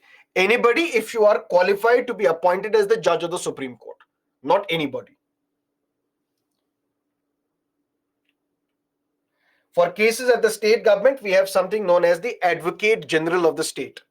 So what is the role of the Attorney General at the central level? That is the role of the Advocate General at the state level. Who can become a Solicitor General? The lawyers, top lawyers.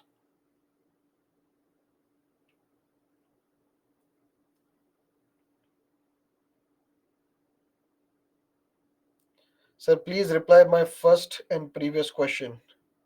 Sabha, what's your question? Tell me.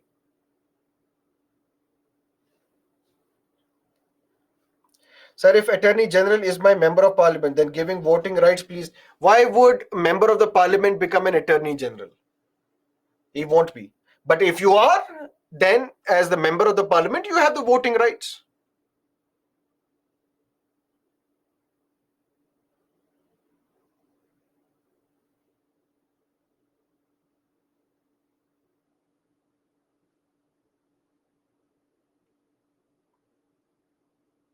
Sir, what if we make compulsory education criteria for becoming leader or minister? That is an elitist thing to do. Educational qualification should not be there for politicians, should not be there for ministers. Why?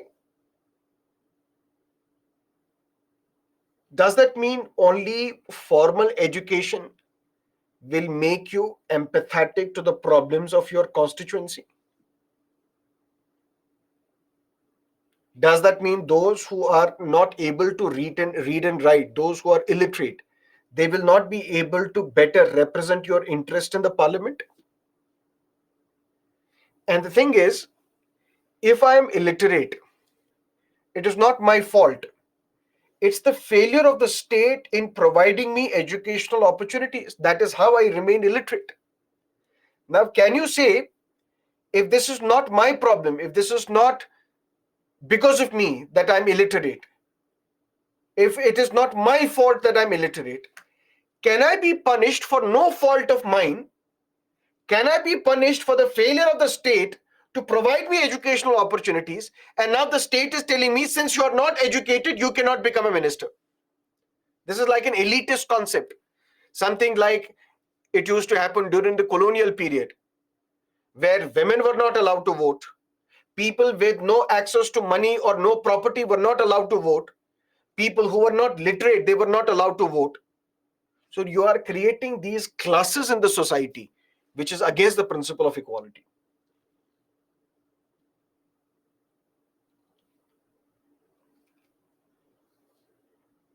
Can a Supreme Court judge after retirement become the Attorney General? Yes.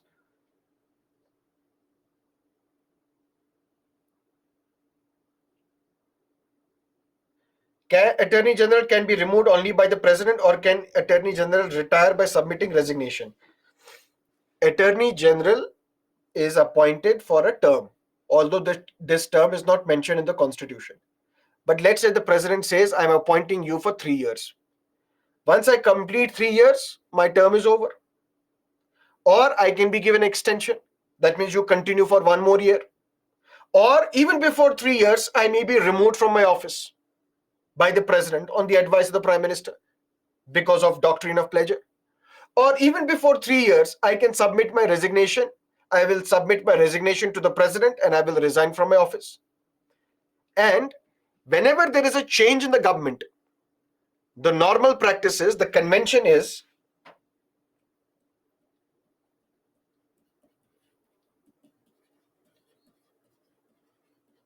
submit resignation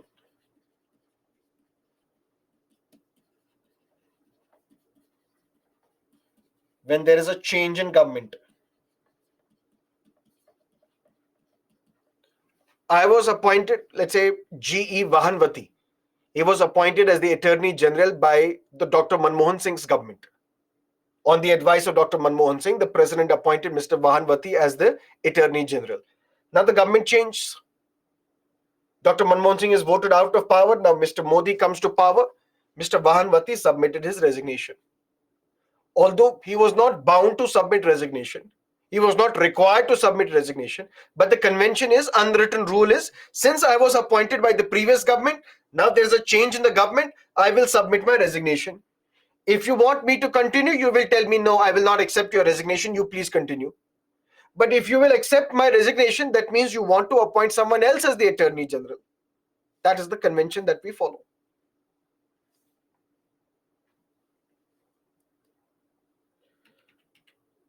Okay, let's discuss some of the descriptive questions, mains-based questions, and then we will take a break. And after the break, we will start with union legislature.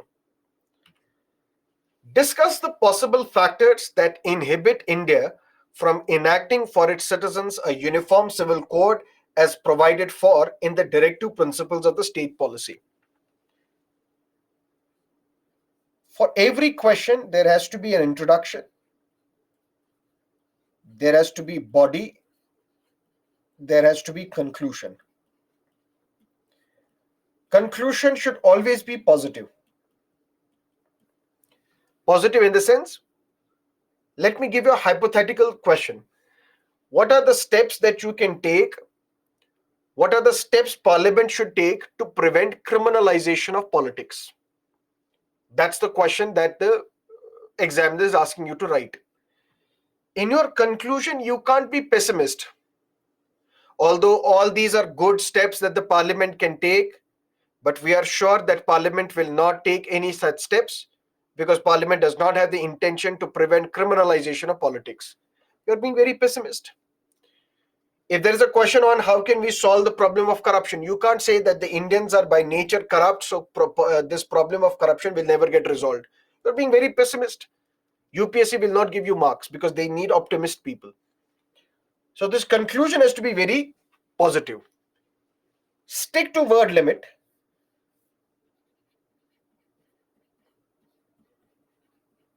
Don't cross the word limit and don't spend more than 7.5 minutes on a question. But then what is it that you will have to write? What is it that you'll have to skip? As much as possible, mention in point format. Point 1, 2, 3, 4. It will make the evaluation easier. And when you make the job of the evaluator easier, the evaluator will give you more marks.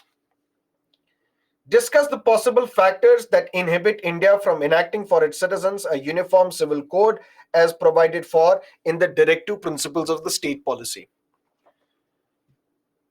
Article 44 of the Constitution imposes a positive obligation on the state to strive for the enactment of a uniform civil code for all the citizens of India. This is your introduction. Now, you don't have to mention what is a criminal law, what is a civil law, how there is commonality in the criminal law, how there is no commonality in the civil laws, how, for example, we need to have more and more reforms in our personal laws. You don't have to mention that. You don't have to even mention the definition of uniform civil code. Why? Because that is not what the question is asking you. Discuss the possible factors that inhibit the state from enacting a uniform civil code. Because the examiner knows that you know what is a uniform civil code. Now, please tell me what are the factors that has prevented the state from enacting a uniform civil code. Number 1, lack of consensus. Number 2, political reasons. And then you'll have to explain it in one line. Lack of consensus should be your headline. Although the Hindu code laws were codified in the 1950s, but the personal laws related to minorities were left untouched because the country witnessed partition along the religious grounds. It was thought that through consensus over a period of time, we will enact a uniform civil code for all the citizens. That consensus is still lacking. So lack of political consent, lack of consensus is the reason number one. Political reason is number two. Although there has been codification of personal laws in Muslim majority countries as well, such as Pakistan, such as Egypt, such as Bangladesh, but the codification of the Muslim personal laws could not happen in India because of political reasons. For example, Shah Bano case. And the examiner would know what you are referring to. I've said this is a controversial thing. Can we mention it in the answer? You have to mention because this is a political question. And the reason is politics, why Uniform Civil Code could not be implemented. Fine. Third, because of the clash of fundamental rights with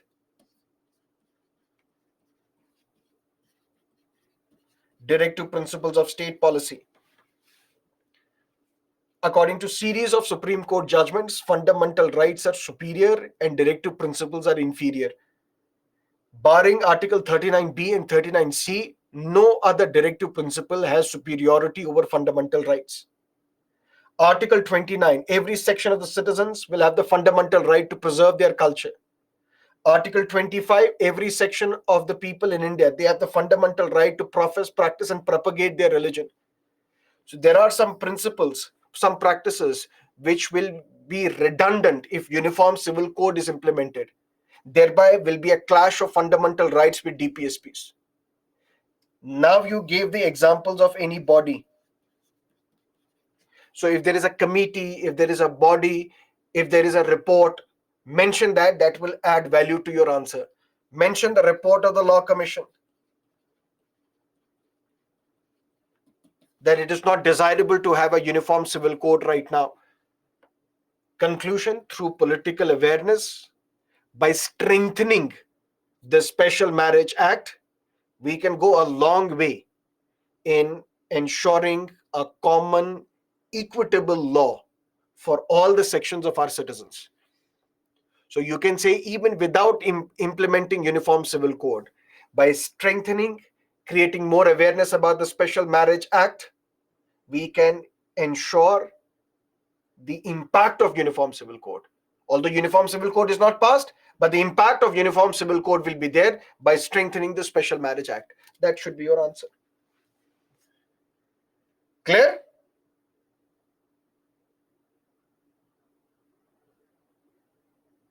Sir, can we use short forms like DPSPs and FRs? No.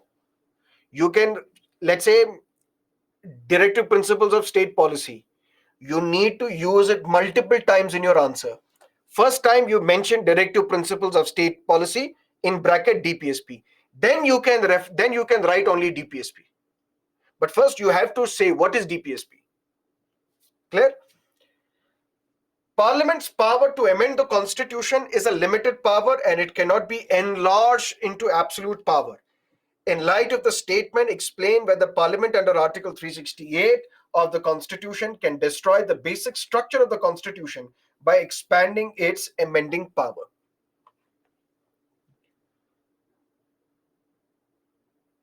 Parliament in a written constitution such as India has limitations.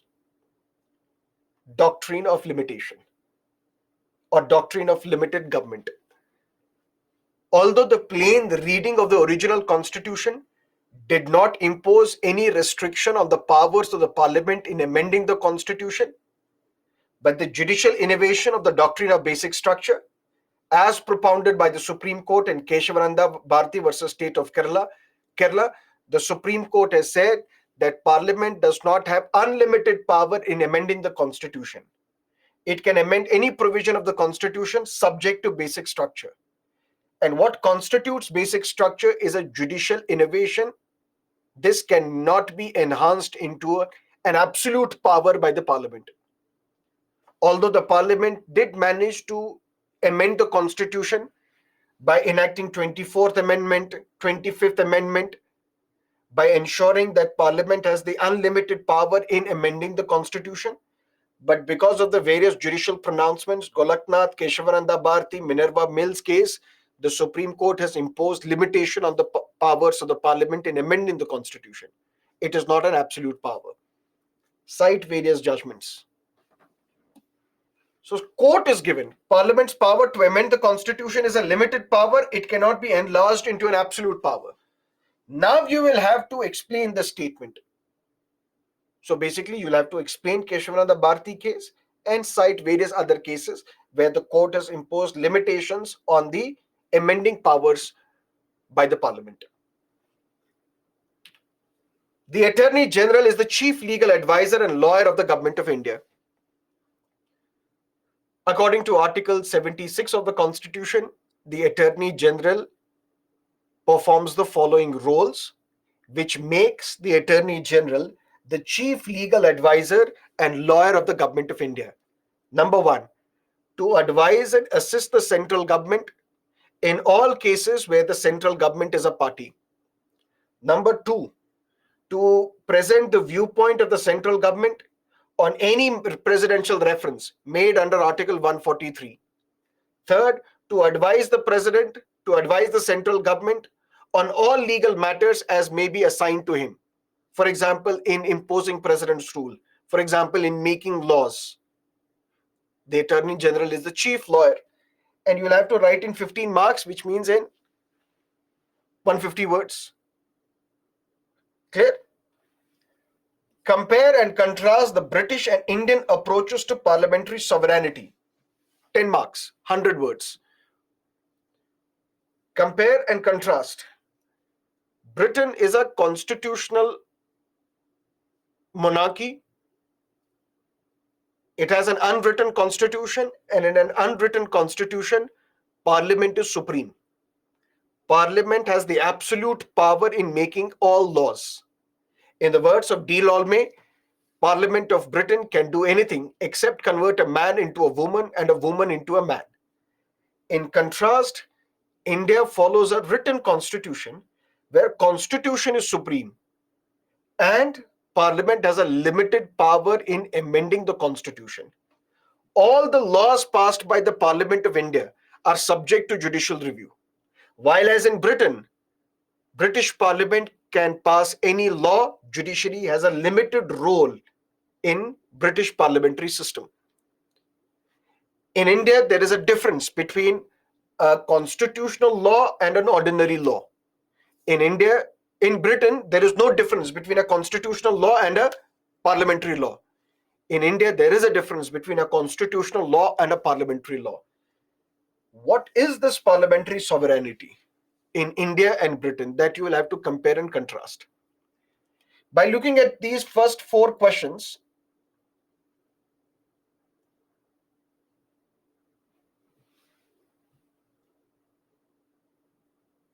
in how many minutes I have to write the answer? In roughly 7.5 minutes. If it's a 10-mark question, you'll have to write in 150 words, less than 150. So the question says the answer should not be more than 150. If it's a 15-mark question, then you'll have to write answer in less than 250 words. Answer can be in 200 words. It can be in 150 words, but it cannot cross 250.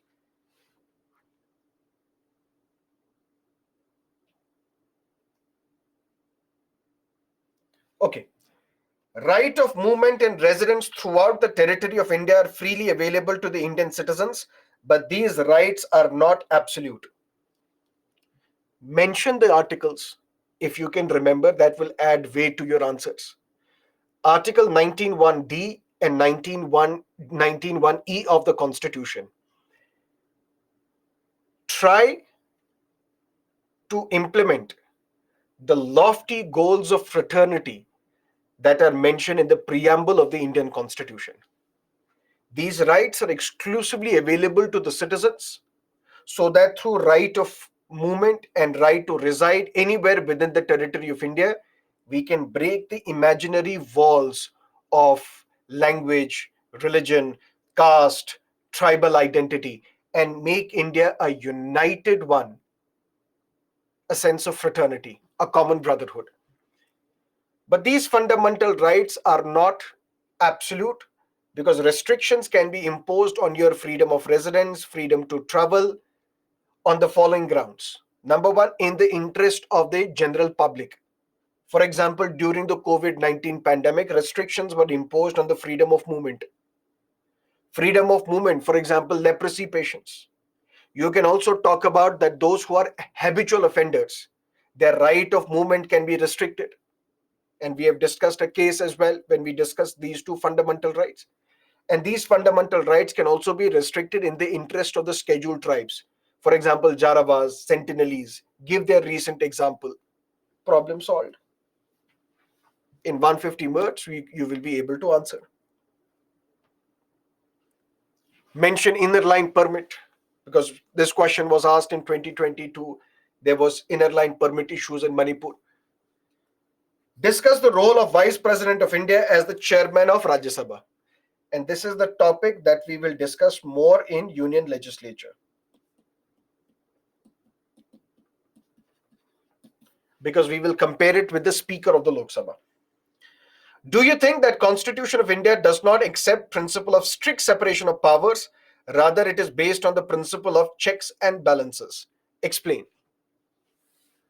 The theory of separation of powers, as attributed to French philosopher Montesquieu, talks about separation of powers amongst the three organs of the state, where one organ cannot influence the other organ, one organ cannot take away or take over the role performed by the other organ, which means all the three organs will perform their task based on their own strengths, under their own domain, and one organ will not influence the other organ.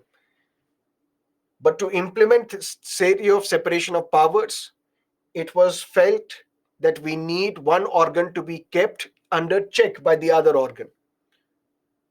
And that is how the doctrine of checks and balances emerged. And the Constitution of India provides for checks and balances under the following circumstances. Number one, Union Executive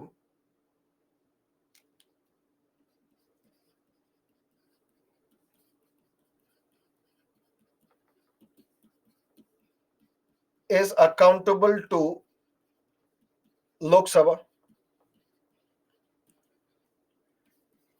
legislature,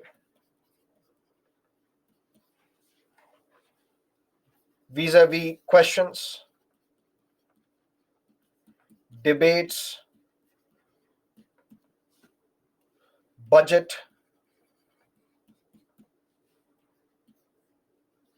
judiciary, or members of the judiciary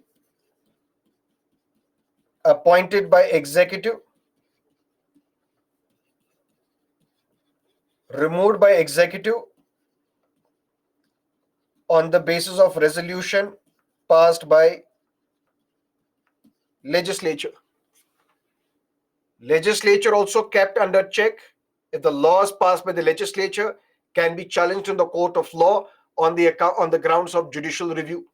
Judicial review is also part of the basic structure of the Constitution.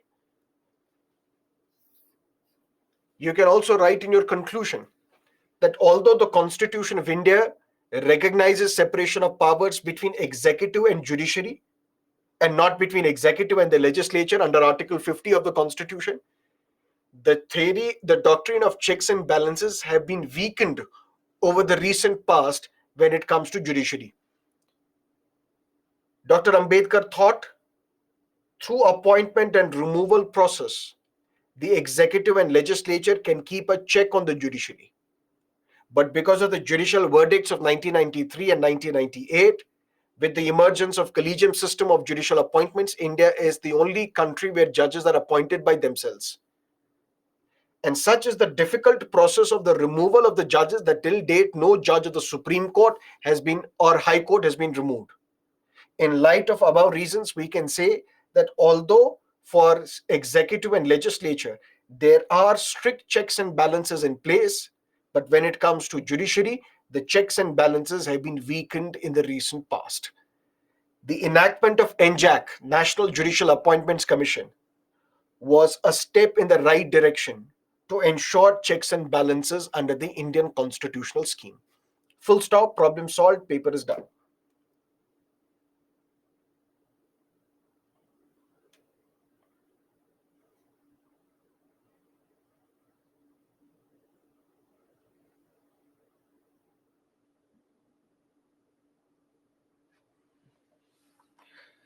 So during Thursday's webinar, we had a question: where does Indian Supreme Court stand in the debate of right of life versus right of choice? Explain with the help of various Supreme Court verdicts. Is it appropriate to reference the right to marry in this context? Right of choice and right to life, the context becomes the abortion laws in India. There was a lady who was 26 weeks pregnant. She wanted to terminate her pregnancy, but then came the question of fetal viability. The AIMS doctors, they sent a letter, a mail to the Supreme Court saying, before performing abortion, should we stop the heartbeat of this fetus because the fetus is viable? Viable in the sense, even if we take this fetus out of the mother's womb, the fetus will still survive in laboratory conditions. So when the fetus is viable, that means can survive even outside the womb of the mother, this fetus will have the right to life as well. So how do we reconcile right to life and right of choice of this woman to decide to terminate her pregnancy? It was in this context that this question was framed. Can we restrict our word limit to 200 words if the question is given for 250 words? Yes. Can we start writing with any quote? A quote which is relevant, not any quote.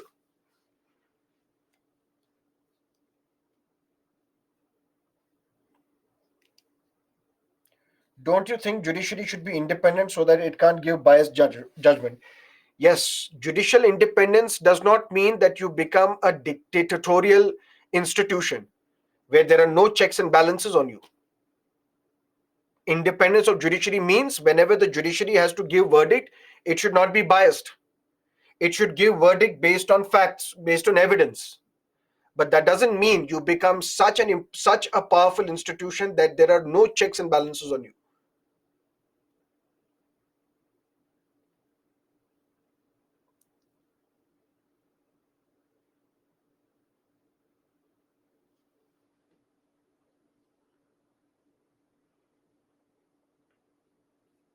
Okay, let's take a break. We'll meet at 8:05 a.m. and discuss union legislature. See you on the other side of the break.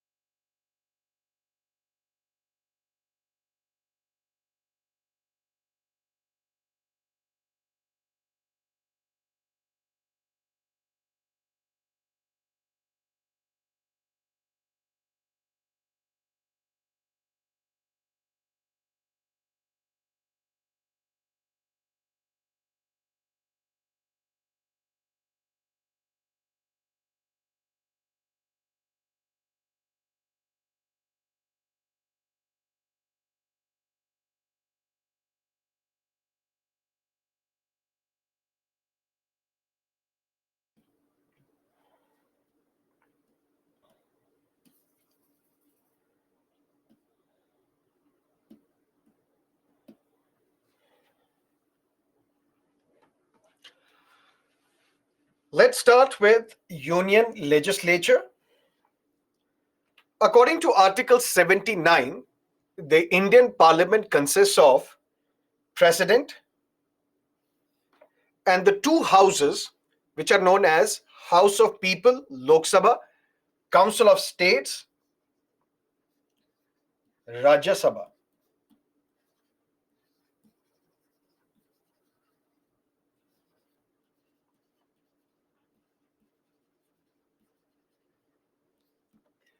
So if the question comes, Indian Parliament consists of President, Lok Sabha and Rajya Sabha, which means President is an integral part of both executive as well as the legislature.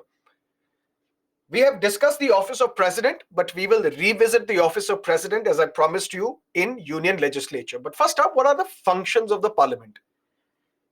We say Parliament is nation in miniature.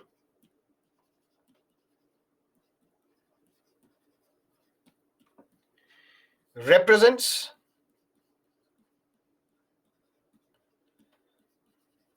the diversity of India. India is a diverse land. The diversity is not only with respect to religion, it's also with respect to language, different regions, different cultures, different castes, different tribal groups. And Indian Parliament represents all of them. So there are people in the parliament belonging to different religions, different castes, different tribes, different languages, different regions. So we say it's like nation in miniature. It's like the sample of India.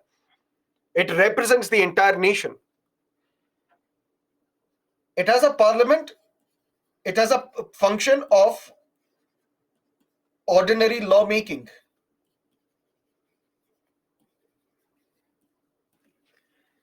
There is something known as Schedule 7 of the Constitution, which talks about distribution of legislative subjects. Union Parliament, these are the powers which are available to you. State legislatures, these are the powers available with you. These are the subjects on which you can make laws. And concurrent list, where both Parliament as well as state legislature has the power to make laws. All these laws become ordinary laws.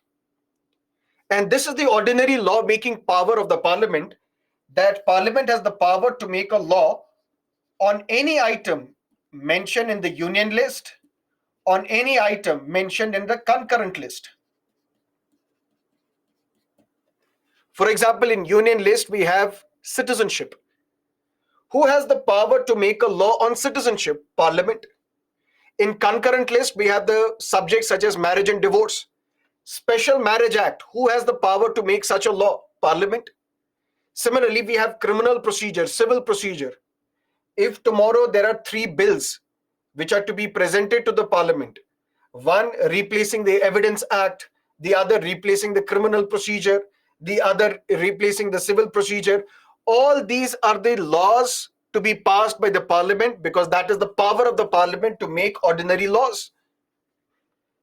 But Parliament has the power not only of making ordinary laws, it has a constituent power as well.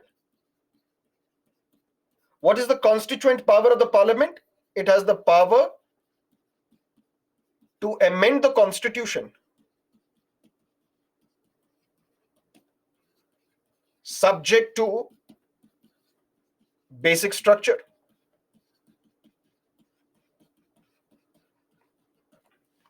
Apart from making ordinary laws, Parliament also has the constituent power. That means it acts like a constituent assembly to amend the provisions of the Constitution without violating the basic structure. It also controls the executive,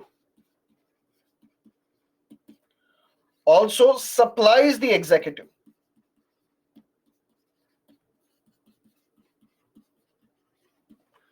Who all are part of the Council of Ministers? If you are a member of Lok Sabha or Rajya Sabha, you are eligible to be appointed as a minister. Even if you are neither a member of Lok Sabha nor Rajya Sabha, you can still be appointed as a minister, but within 6 months, you have to get yourself elected to either of the two houses of the Parliament. That means another job of the parliament is that it supplies us with the executive. Those who are part of the parliament, some of them are made ministers as well. That means they become part of the executive. And then the parliament controls the executive. How? Through questions, through resolutions, through motions, through debates. It is these various tools which are employed by the legislature, by the parliament, through which it keeps a check, controls the executive. It is the custodian of public purse. We will discuss in union legislature, there is a fund known as Consolidated Fund of India, where almost the entire money is deposited. All the investments raised, all the taxes that are imposed, all the FDI that comes into, all that is deposited into this fund known as Consolidated Fund of India. All the loans that are generated, that are taken by the central government, gets deposited in the Consolidated Fund of India. But the ministers, the executive cannot spend even a single penny from Consolidated Fund of India without the approval of the parliament. So without parliamentary approval, government cannot spend even a single penny from this Consolidated Fund of India. And Consolidated Fund of India then becomes the custody of the parliament. Parliament is the custodian of this public purse, public money. Parliament is also the source of authentic information. What is the source of authentic information? Parliament. How? Every 9 o'clock in the evening, one preacher in chief, Mr. Goswami, says the nation wants to know. And then there is allegation against the media that the media is not reporting facts. The media is only reporting their own biases. But if we want to know authentic information on a particular matter, for that we have to go to the parliament. Parliamentarians will ask questions to the executive. Executive will have to give the correct answer. How many individuals are without jobs? I need the answer from the particular minister. He can't lie inside the parliament. He has to give the authentic information. That means parliament has another power, another function, another role to play. It supplies the people of India with authentic information. And that is why we say parliament performs multiple roles and functions. And some of the broad functions that parliament performs are these. It reflects and represents the diversity of India. It has the ordinary lawmaking power. It has the amending power as well. It is the custodian of public revenue. It supplies us with the executive. It controls the executive. And it is also the authentic source of information. All these are major functions that are performed by the parliament. An Indian parliament consists of president, Rajya Sabha, and Lok Sabha. Let's first look at Rajya Sabha. Then once Rajya Sabha is done, then we will discuss Lok Sabha, and then we will club the two together. Then we will discuss parliament as an institution together. First, we will look at what is the composition of Rajya Sabha.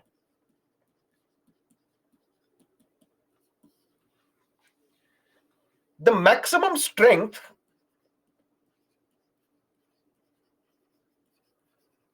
of Rajya Sabha is 250. So what is the maximum strength of Rajya Sabha? 250. What is the existing strength? It is 245. Maximum strength is 250. Existing strength is 245, which means tomorrow, unless and until we increase the number of seats, this is going to remain the position. 255 is going to be our existing strength. Out of this, some members are elected, some members are nominated. How many elected members do we have? 233. How many nominated members do we have? 12. Some members will be elected by states. Some members will be elected by union territories. How? We will discuss. But who are these 12 nominated MPs of Rajya Sabha? These are nominated by the president from the fields of art, literature, science, social service. Listen to me carefully. Is it binding on the president to nominate these 12 MPs to Rajya Sabha? Yes. But it is not the personal discretion of the president to nominate any of these individuals to Rajya Sabha. It's basically on the advice of the Prime Minister, because President does not have the real power. The real power is with the Prime Minister and his Council of Ministers.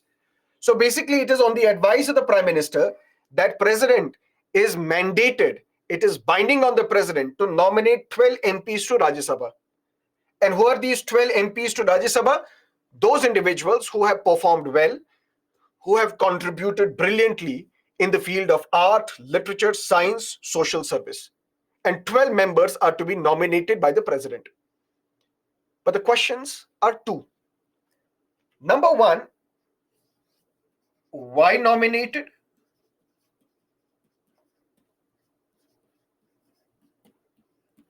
And number two, only?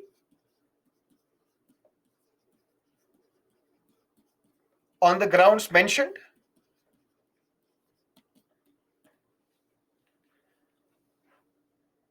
Who has the power to make laws? Parliament. How are the members added to the parliament? Through elections. But in elections, if I have to participate in the election, I have to spend a lot of money to get myself elected. I have to unfortunately polarize people as well into different religions so that people of different religions vote for me. I have to polarize people on different caste levels as well, on the grounds of language as well. I have to criticize each other as well. I have to go through the dust of election campaigning to convince people to vote for me. But what if I'm not like that? What if I can't polarize people in the name of religion, race, caste, language, residence? What if I cannot enter into the dust of this politics, campaign from one part to another part and ask people to vote for me? But nevertheless, I can be a good contributor to lawmaking process because I have done spectacularly well in the field of art, literature, science, social service. And my expertise in these areas will help Parliament in framing a better law. So Parliament provided, Constitution provided that in Rajya Sabha, we will have two different categories of members. Some who will be elected and some who will be nominated. These people, they are well versed. They have done spectacularly well in some fields such as art, literature, science, social service, but they cannot enter the election arena, enter the dust of the elections and campaign for themselves to get themselves elected. Nevertheless, they can be good contributing factors. They can be good contributors to the lawmaking exercise. Constitution said we will provide them an unelected route. They don't have to get elected to Rajya Sabha. They will be unelected and nominated to Rajya Sabha so that these talented individuals can also be part of lawmaking exercise.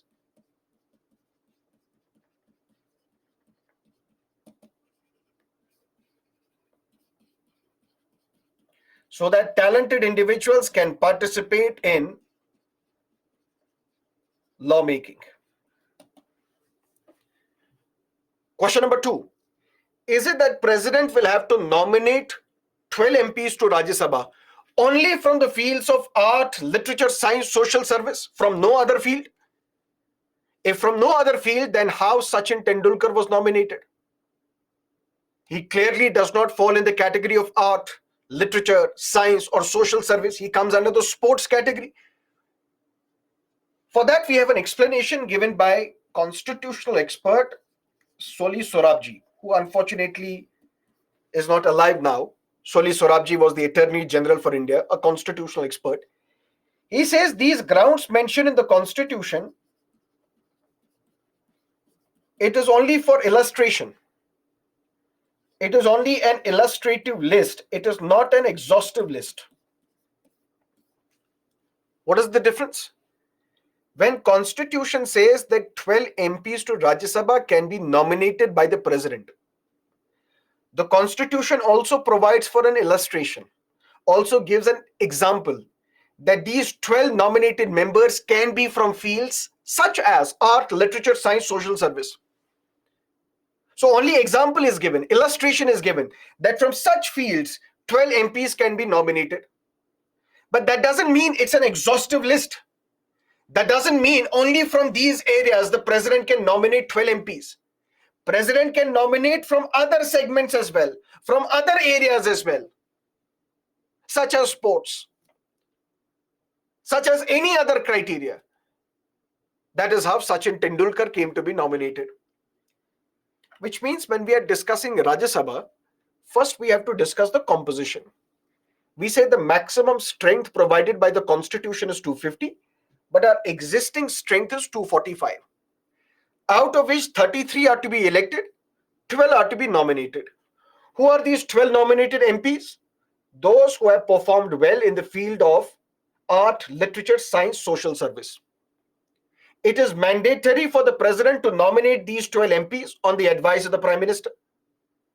And the nominated route is provided so that we can have talented individuals who may not want to contest elections, who may not want to enter the well of election campaigning, but are still important for lawmaking business, for lawmaking exercise.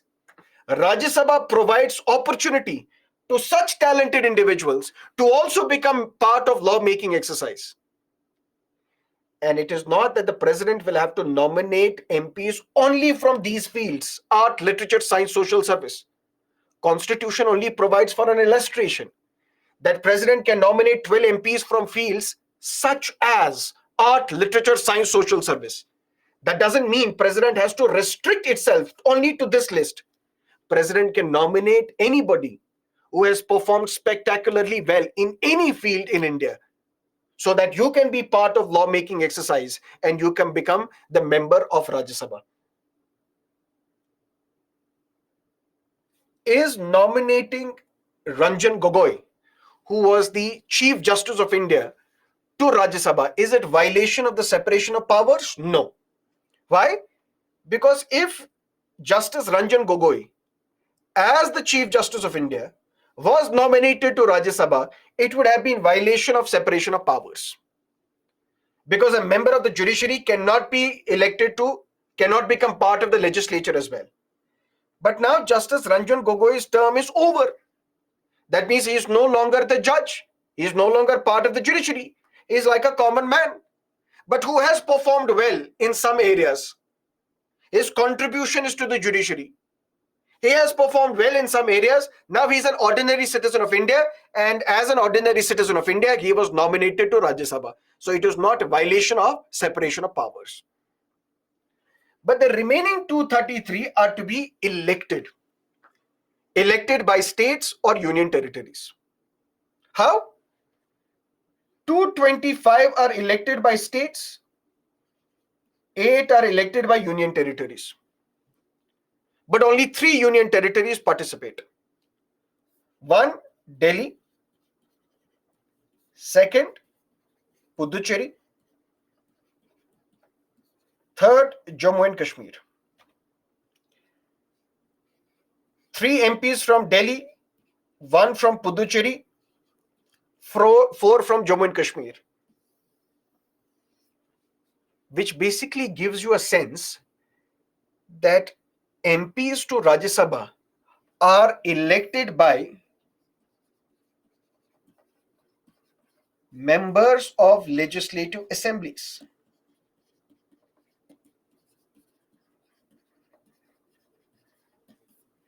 Members of legislative assemblies vote to elect MPs to Rajya Sabha. Where do we find legislative assemblies? In states. Where do we find legislative assemblies? In union territories. And there are only 3 union territories which will have a legislative assembly or which has a legislative assembly. One is Delhi, the other is Puducherry, the third is Jammu and Kashmir. How the election takes place? For that, we need to understand Schedule 4 of the Constitution. What is Schedule 4?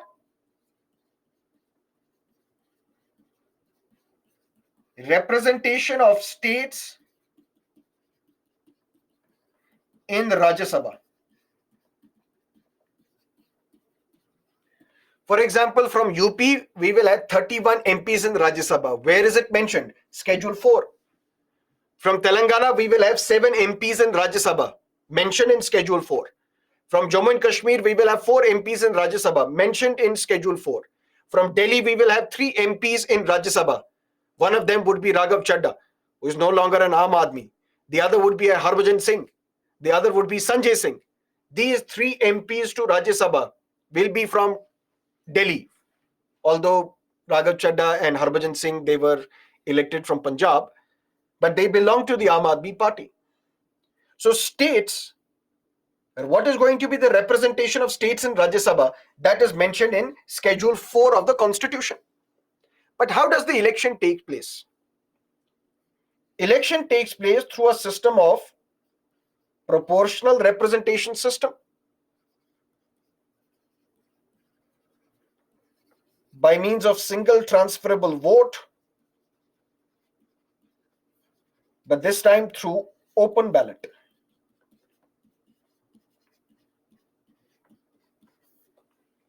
How? Let me give you an example. Let's suppose there is a state X. From the state, we have to fill 3 vacancies in Rajya Sabha.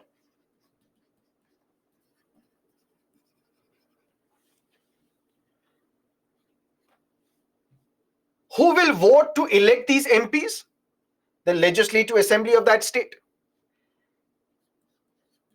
Let's say total number of MLAs divided by vacancies +1 +1. This is the total number of votes required to get elected to Rajya Sabha. How? Let's say, for example, for this state X, we have 3 vacancies, which means we have to send 3 MPs to Rajya Sabha from this state X. Let's assume the total number of MLAs in this state are 300.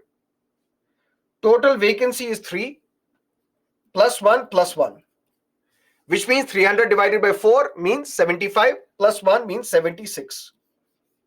Whoever gets 76 votes will be elected to Rajya Sabha.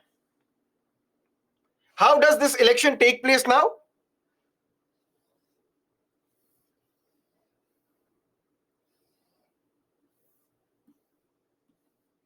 All the MLAs who are part of the state X, they will have to vote. They will vote to elect 3 MPs to Rajya Sabha. Let's suppose out of this 300, we have, let's say, 150 belonging to BJP, 80 belonging to Indian National Congress, which means 230, and now 70 is from Aam Aadmi Party. Assume proportional representation system. That means in proportion to your strength, those many votes you will have. That means even before the election takes place, we know for sure that out of these 3 vacancies, one will be from BJP, the other will be from Congress. Because how many votes do you need? 76. So all these 80 MPs of Congress, 76 of them, they will give preference to A. Out of these 150 MPs from BJP,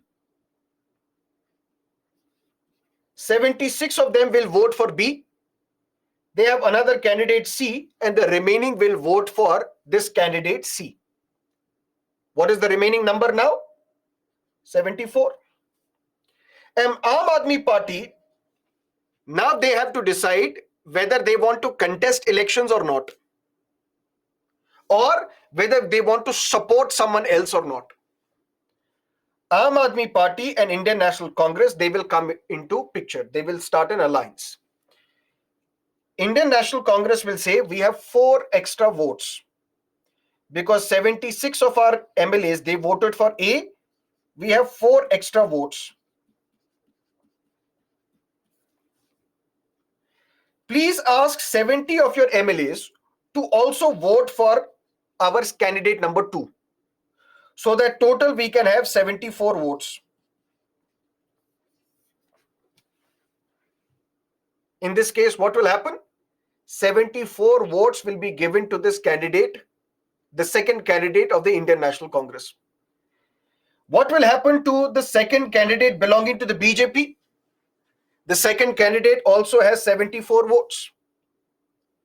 But now in this case, now we will have to look at the second preference of the votes. And those who voted for C as their first preference, what was their second preference? Those who voted for candidate Y of the Congress, what was their second preference? Now those votes will be transferred. And whoever gets 76 votes, that person is the winner. That means even without voting, you will still get to know from which political party how many candidates would get elected, because we follow the system of proportional representation system. For example, in Delhi, we have 3 vacancies. Total MLAs are 70. 3 vacancies plus 1 plus 1, which means 70 divided by 4 plus 1. 70 divided by 4, what is the value?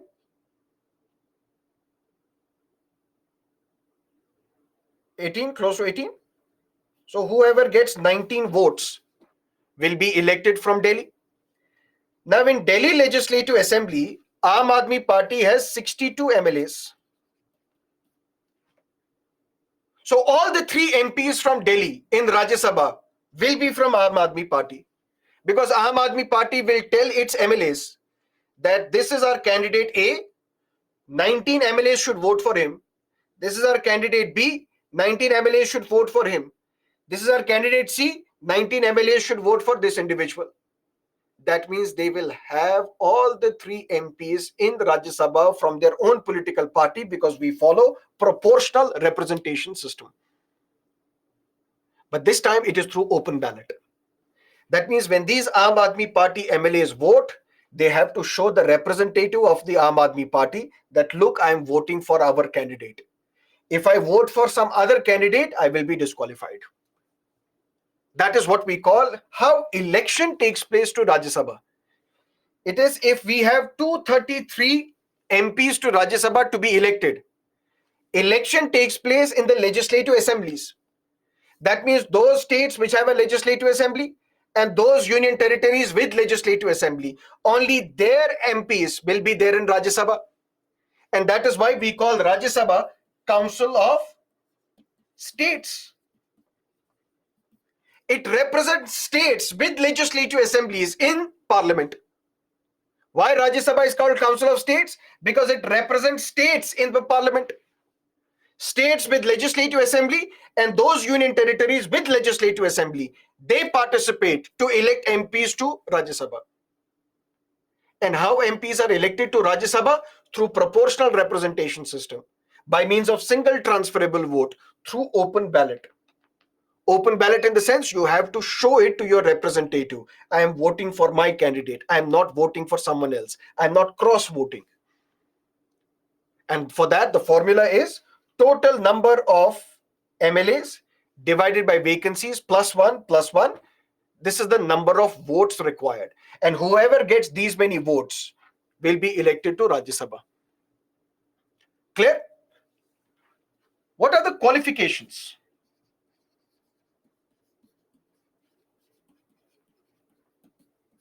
For someone in order to contest Rajya Sabha election? First, you have to be the citizen of India. Second, must have completed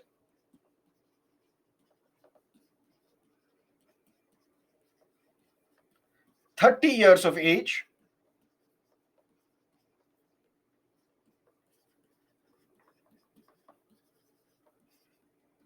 Should be a registered voter in any parliamentary constituency in India.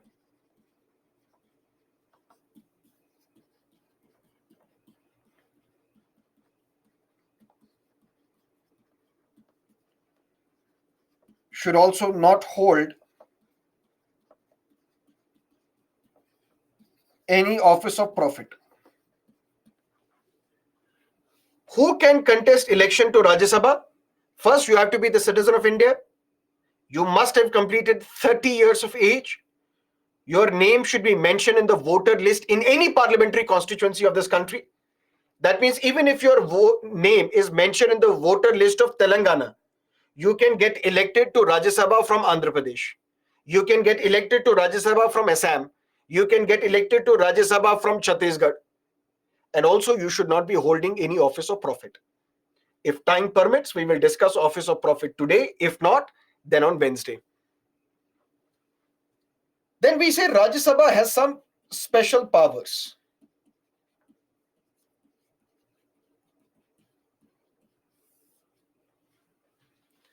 What are the special powers of Rajya Sabha? Number one, Article 67, Clause B. Something that we discussed when we discussed the office of Vice President. Vice President of India can be removed from his office. On what grounds? These grounds are not mentioned in the Constitution. But Vice President of India can be removed from his office on the basis of resolution passed by Rajya Sabha by effective majority. And then this resolution should be accepted by Lok Sabha by simple majority. But where can we introduce this resolution? Who can initiate the process of the removal of the Vice President? Only Rajya Sabha.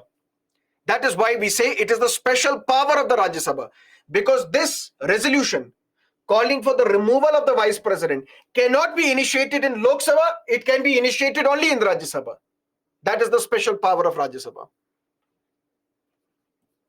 Another special power, Article 249.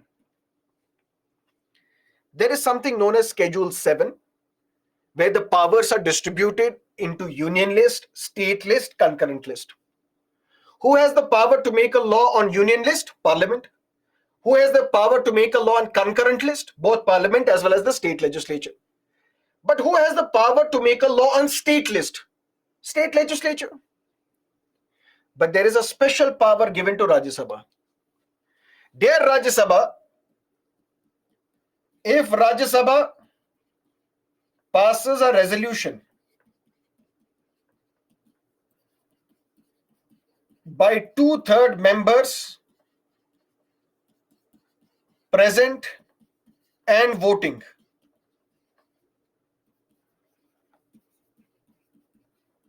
then Parliament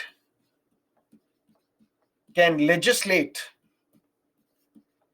on state list in national interest.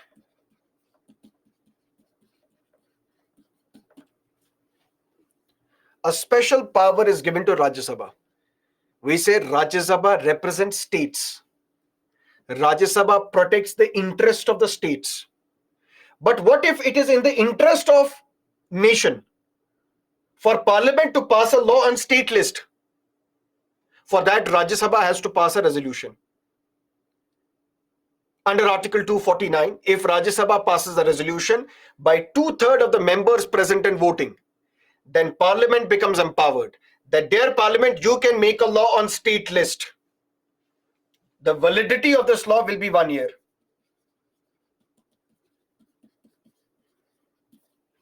let's say in the late 1980s, when the terrorism erupted in Jammu and Kashmir, law and order was a state subject.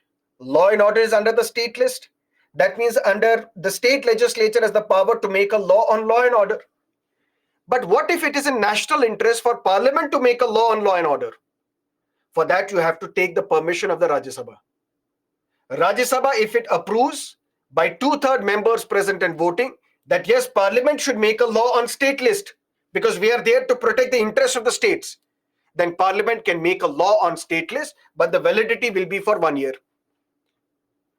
If Rajya Sabha passes a resolution by 2/3 majority again, this law can continue for another 1 year. That means every year you have to take the approval of Rajya Sabha. Because parliament in this case is making a law on law and order, which is a state list. How can parliament legislate on state list? If Rajya Sabha, which is protector of the state interest, allows, approves, then parliament can make a law. That is the special power of Rajya Sabha. And then we have a third special power of Rajya Sabha, which is Article 312. How many All India services do we have?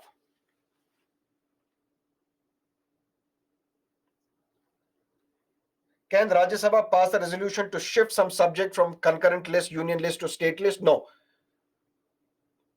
Some say 4, some say 3, some say 1. We have 3 All India services. One is IAS, one is IPS, one is Indian Forest Service. What is an All India service? Basically, these members, these officers are recruited by the center based on the examination conducted by UPSC. They're trained by the center. They're accountable to center. President appoints you, president can remove you tomorrow. President appoints you, president can dismiss you tomorrow. But where do you work? You work in the states. That is why there have been, we will discuss in center-state relations, there have been some states which have previously passed resolution that we don't need All India service officers. Because we want our own officers to work with us. We want our state service officers to work with us. Because we don't have control over All India service officers. They're appointed by the center, they're trained by the center, they're accountable to center. What if a new All India service is to be created? Who can create a new All India service? Who has this power to make or create a new All India service? This power is with the parliament. But parliament can create a new All India service only if Rajya Sabha passes a resolution by 2/3 members present and voting.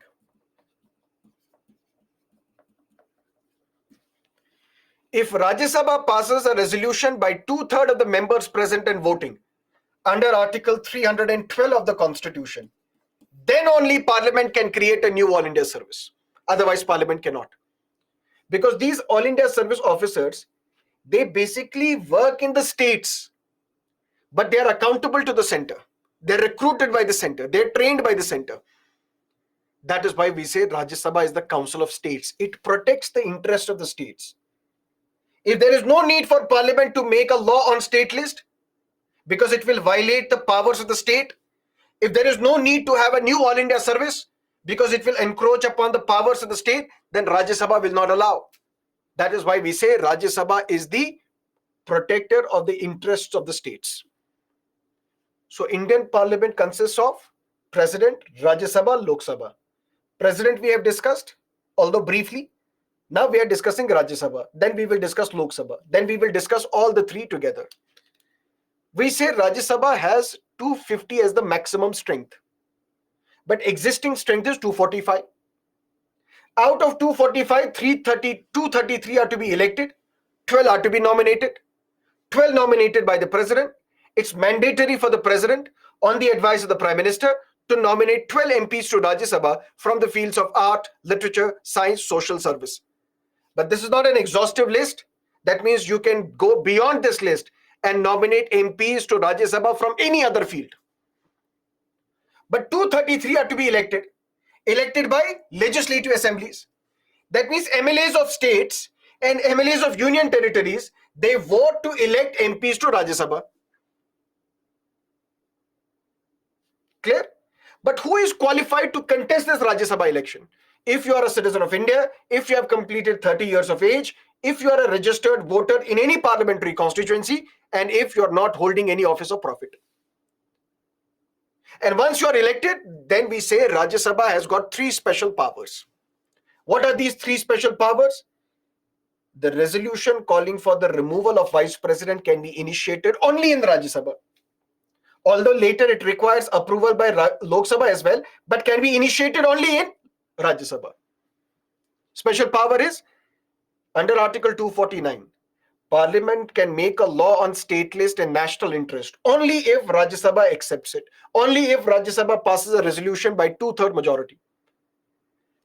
Can Parliament create a new All India service? Yes, but only if Rajya Sabha passes a resolution by 2/3 of the members present and voting.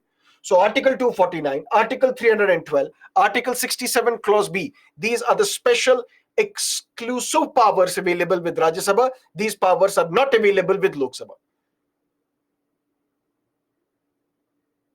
Clear? Then we say, in Rajya Sabha, there is no reservation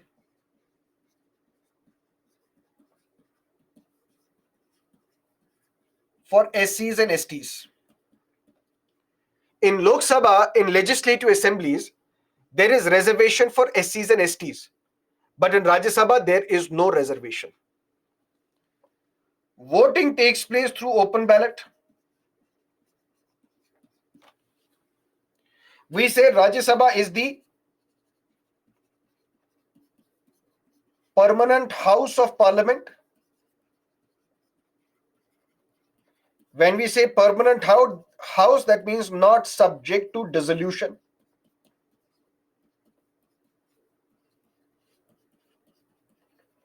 Lok Sabha can be dissolved, and Lok Sabha gets dissolved every 5 years. But Rajya Sabha cannot get dissolved. Rajya Sabha is the permanent house of Indian Parliament. It remains there forever and ever and ever. And how to ensure this permanent nature of Rajya Sabha? 1/3 members retire every 2 years. The term of an MP of Rajya Sabha is 6 years.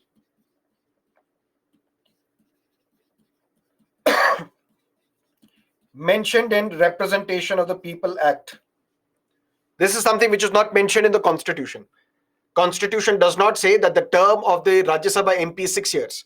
It is mentioned in the Representation of the People Act. But the term of a Rajya Sabha MP is 6 years, and 1/3 members retire every 2 years. Aren't both these things contradictory to each other? No. Then let's discuss. Let's assume for a while that there are 100 MPs in the Rajya Sabha. Let's assume there are 100 MPs in Rajya Sabha. What is the term of an MP of Rajya Sabha? 6 years.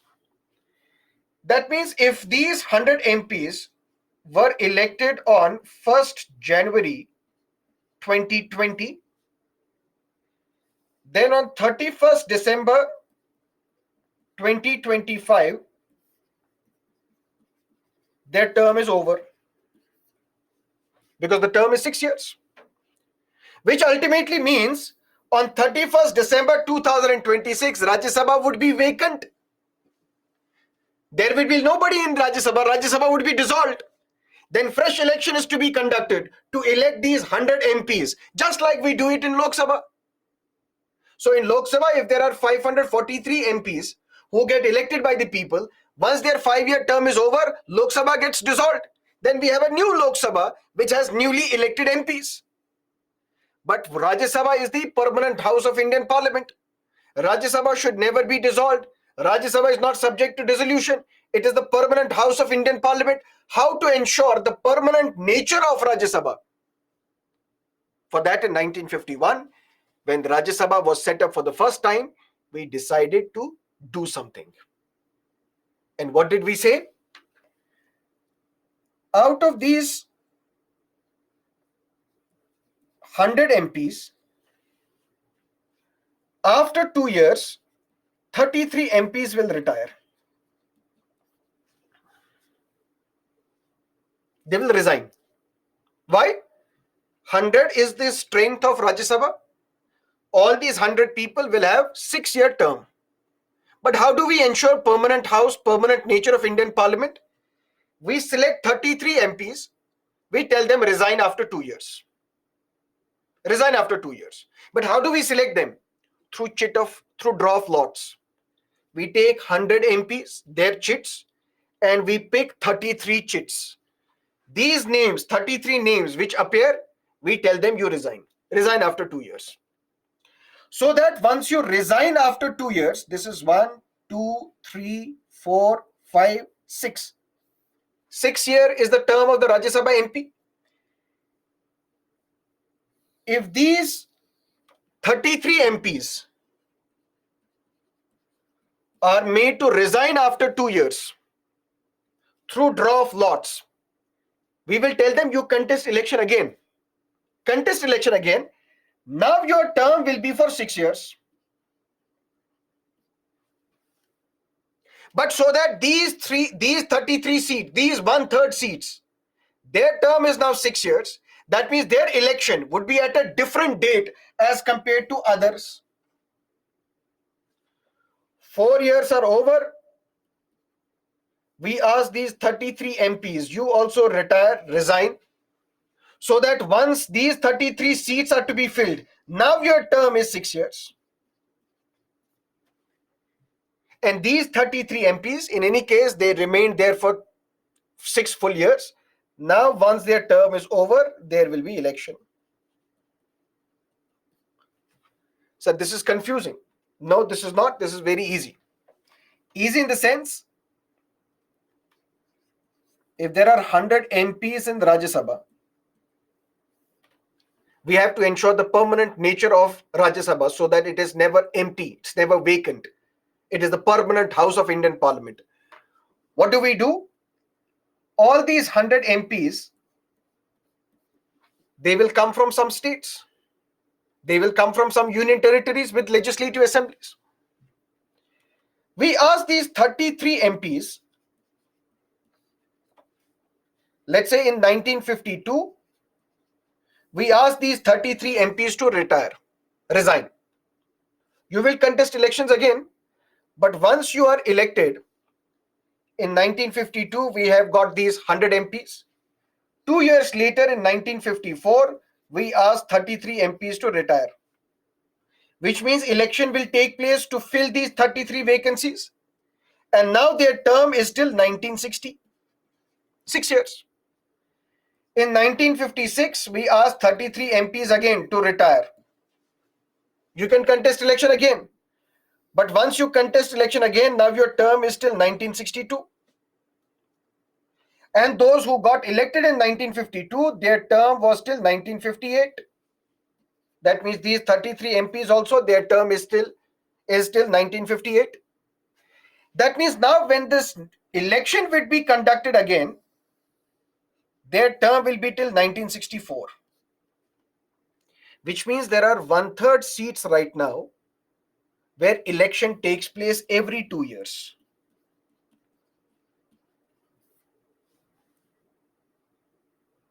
We started this process when we asked in 1954, 1/3 members, you resign after 2 years, so that we can have fresh election for your seats, your 1/3 seats, and then their term will be for 6 years. Then after 4 years, we asked 33 MPs to retire again, 1/3 MPs to retire again. Once their term got over, once they resigned, fresh election was conducted. That means now elections will always take place at different times. One third for this year, one third for 2 years later, one third for 2 years later. That means at every point in time, we will have MPs in Rajya Sabha. Rajya Sabha will never be dissolved. It will remain the permanent house of Indian Parliament. Now, we don't need to ask them to resign after 2 years, because all those seats, their term is 6 years. All the seats, their term is 6 years. But in the first 2 years, we asked one third MPs to retire. Once their term, once they resigned, now we called fresh election. Now their term is 6 years. After 4 years, we asked one third MPs to resign. Once they resigned, fresh election was conducted. Now we got election to elect these one third MPs. That means now all these 245 seats or all these 233 seats for which election takes place, one third their election takes place today in 2023. For another one third, the election takes place in 2025. For another one third, the election takes place in 2027. Which means at any given instant, Rajya Sabha is full of members. Rajya Sabha has MPs. Rajya Sabha cannot be dissolved. It is not subject to dissolution. That is how we ensure the permanent nature of Indian Parliament.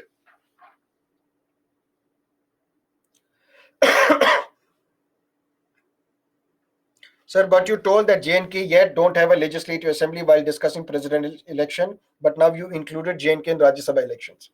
I did not. The government has.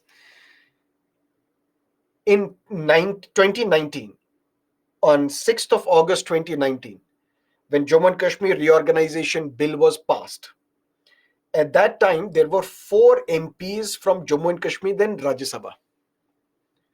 3 of these MPs were from Kashmir, 1 from Ladakh. But now Jammu and Kashmir is a union territory. Ladakh is a union territory without legislative assembly. The question was, how will these 4 people be accommodated? The government said, all these 4 people we will treat as if they are the members of the union territory of Jammu and Kashmir and Rajya Sabha. As if election has already happened and they have been elected to Rajya Sabha. Because who elected them? Legislative Assembly of Jammu and Kashmir, when it was a state. So when they were elected to Rajya Sabha from the Jammu and Kashmir Legislative Assembly, now we say that Jammu and Kashmir Legislative Assembly is not of a state, it is of a union territory. So we can say these 4 were elected by Jammu and Kashmir Union Territory Legislative Assembly. And today, there is no representative from Jammu and Kashmir in Rajya Sabha. Because all these 4 MPs who were part of Rajya Sabha from Jammu and Kashmir, their term was for 6 years. So that term got over, because since 2018, we have not had elections in Jammu and Kashmir. So now we have no representative currently in Rajya Sabha from Jammu and Kashmir. Once Jammu and Kashmir elections will take place, Legislative Assembly MLAs will be elected, then they will elect 4 MPs to Rajya Sabha from Jammu and Kashmir, but not from Ladakh, because Ladakh is a union territory without a Legislative Assembly. There won't be a representative of Ladakh in Rajya Sabha.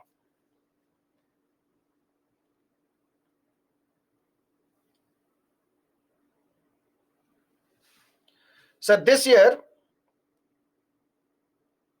where is that? So this year election was held for 10 seats, and again in 2024 there is election for 65 seats. So election is continuous. Let's suppose one third MPs retire every 2 years. Clear? Now let's say one third number is 70. For example, out of the 70 MPs, once elections are held, I will remain in office for 6 years. But what if 10 of them, they are disqualified? What if 5 of them die? What if 5 of them resign? We have to have elections for those vacancies as well.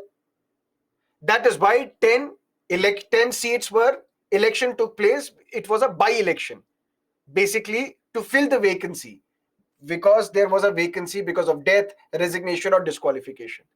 And the remaining 65, those are those seats which normally get vacated every 2 years. Nominated members are also nominated for 6 years. So Rajya Sabha seat, if it gets vacant, then the new one holds the office for 6 years or the remainder of the term. Remainder of the term. Let's say, for example, we have Mr. Rahul Gandhi as the member of Lok Sabha from Wayanad constituency. What if the term is for 5 years? What if after 2 years Rahul Gandhi resigns or is disqualified?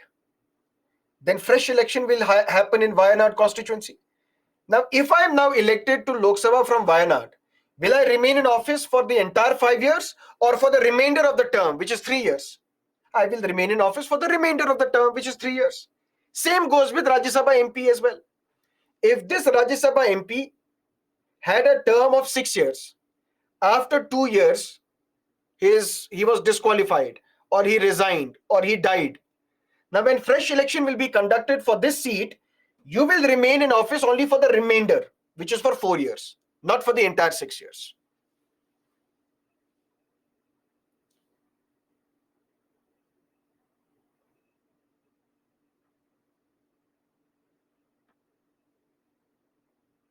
Sir, it means if a Rajya Sabha MP wants to complete 6 years tenure, he has to contest 3 times. We drew this lots only 2 times in the past. 1954, so that we can have 1/3 seats whose term would be different for others. Then in 1956, so that we can have 1/3 seats whose term would be different from others. After that, those 1/3 seats which we made to resign in 1954, now for them the term is 6 years. But from 1954 till 1960, then 1960 to 66, 66 to 72, 72 to 78, 78 to 84, 84 to 90, 6-year term continues. But for the remaining seats, 1/3 seats, their term starts 1954 or their term starts 1956. So from 1956 to 62, 62 to 68, 68 to 74, 74 to 80, now their term is 6 years. And those who completed their term in 1958, all those seats will now have 6-year term. 58 to 64, 64 to 70, 70 to 76, so on and so forth.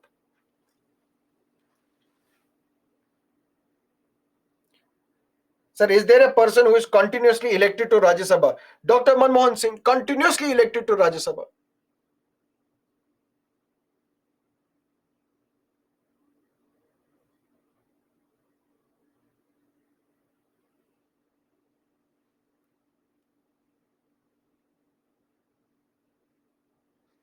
Okay.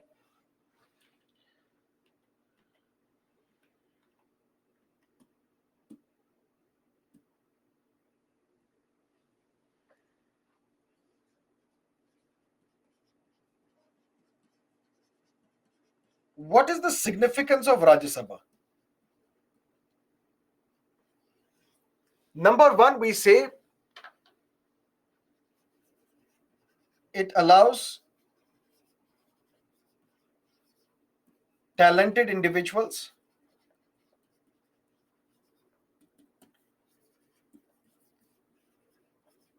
to participate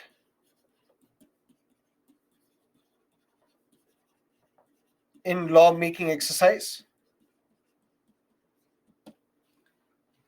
Number two, we say it represents the interests of state in parliament, and that is why we call it a federal chamber of parliament. We say Rajya Sabha is the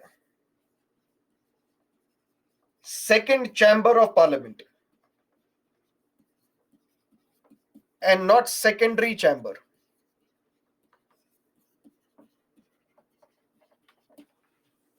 What is your primary role? What is your secondary role? Your primary role is that of a batsman. Your secondary role is you can be a good fielder as well. But you will be selected in the team because of your batting, because of your primary role, not your secondary role. When we will discuss legislative council, I will tell you that legislative councils are secondary chambers. They're inferior chambers. Legislative assembly has more power as against legislative councils. But we say Rajya Sabha is not the secondary chamber. It's the second chamber of the parliament. It has equal role vis-a-vis Lok Sabha. How? All constitutional amendment bills shall have to be approved by Rajya Sabha separately. Because a constitutional amendment bill, once it is passed by both houses of the parliament separately, then it can be sent to president for signature. That means Rajya Sabha and Lok Sabha, they have an equal role. All types of emergencies,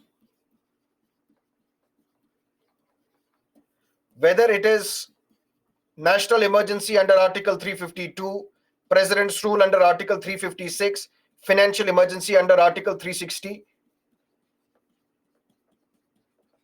need approval of Rajya Sabha. What is the significance of Rajya Sabha? In coalition politics, it performs a spectacular role. And also in governments, where ruling party lacks majority in the Rajya Sabha. How? Listen to me carefully. How are these MPs to Rajya Sabha elected? By the states. So in the Rajya Sabha from Tamil Nadu, majority MPs will be from DMK. But DMK got elected few years ago. Prior to that, there was AIDMK, which had the majority in the Legislative Assembly of Tamil Nadu. So some of the MPs in Rajya Sabha are from AIADMK as well. It's a regional political party. From Odisha, majority of these MPs will be from Biju Janata Dal, which are regional political party. In Rajya Sabha, majority MPs from West Bengal will be from Mamta Didi's political party, Trinamool Congress. That means this Rajya Sabha represents states and thereby represents the regional political parties. Majority of these MPs in the Rajya Sabha from Punjab will be from Aam Aadmi Party. From Delhi will be from Aam Aadmi Party. From Telangana will be from KCR's party. From Andhra Pradesh will be from YSR Congress Party, YSR CP of Jagan Mohan Reddy. And the government, which is headed by the BJP, they have an absolute majority in Lok Sabha, but they don't have majority in Rajya Sabha. When this central government, which has this ruling party has a majority in Lok Sabha, but it does not enjoy majority in Rajya Sabha, what will the central government ruling party do? It will now bargain.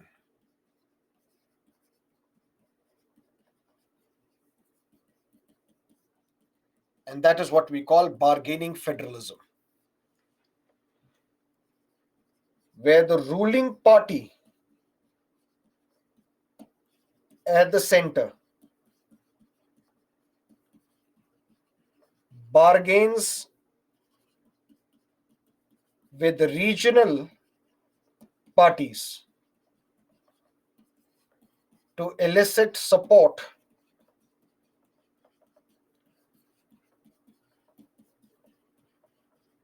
for the passage of bills in Parliament.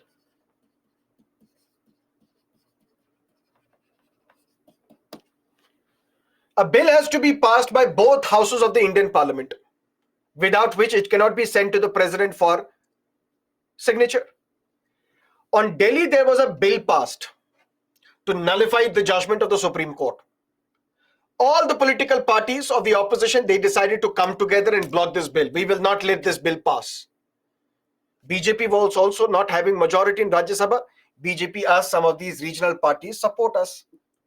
So Jagan Mohan Reddy supported, Biju Janata Dal supported.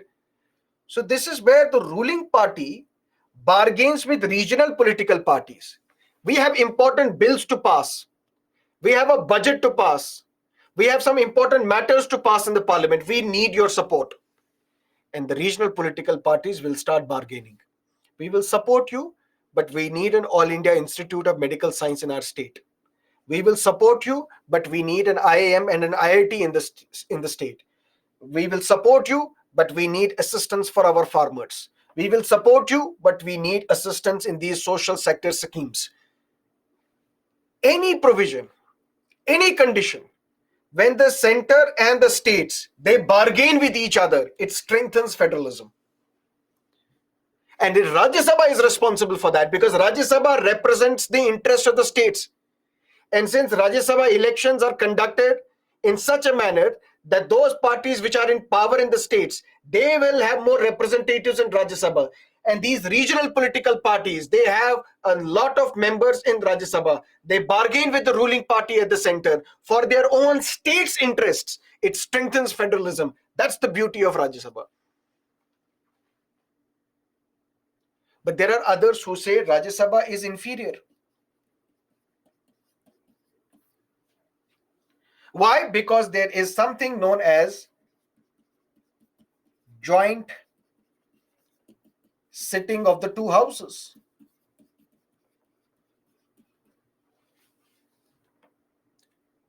When Lok Sabha passes a bill, Rajya Sabha rejects a bill. There's a deadlock. How to resolve this deadlock? Joint sitting of the two houses. But in joint sitting of the two houses, it is the majority, it is the will of Lok Sabha which prevails. Because Lok Sabha has 543 MPs. Rajya Sabha has 245 MPs only. So whatever is decided in this joint sitting will be basically the will of the Lok Sabha because they have the numerical majority. So how can you say Rajya Sabha is the superior house or Rajya Sabha is the second house or Rajya Sabha has an equal role with respect to Lok Sabha? It does not have. But you also need to understand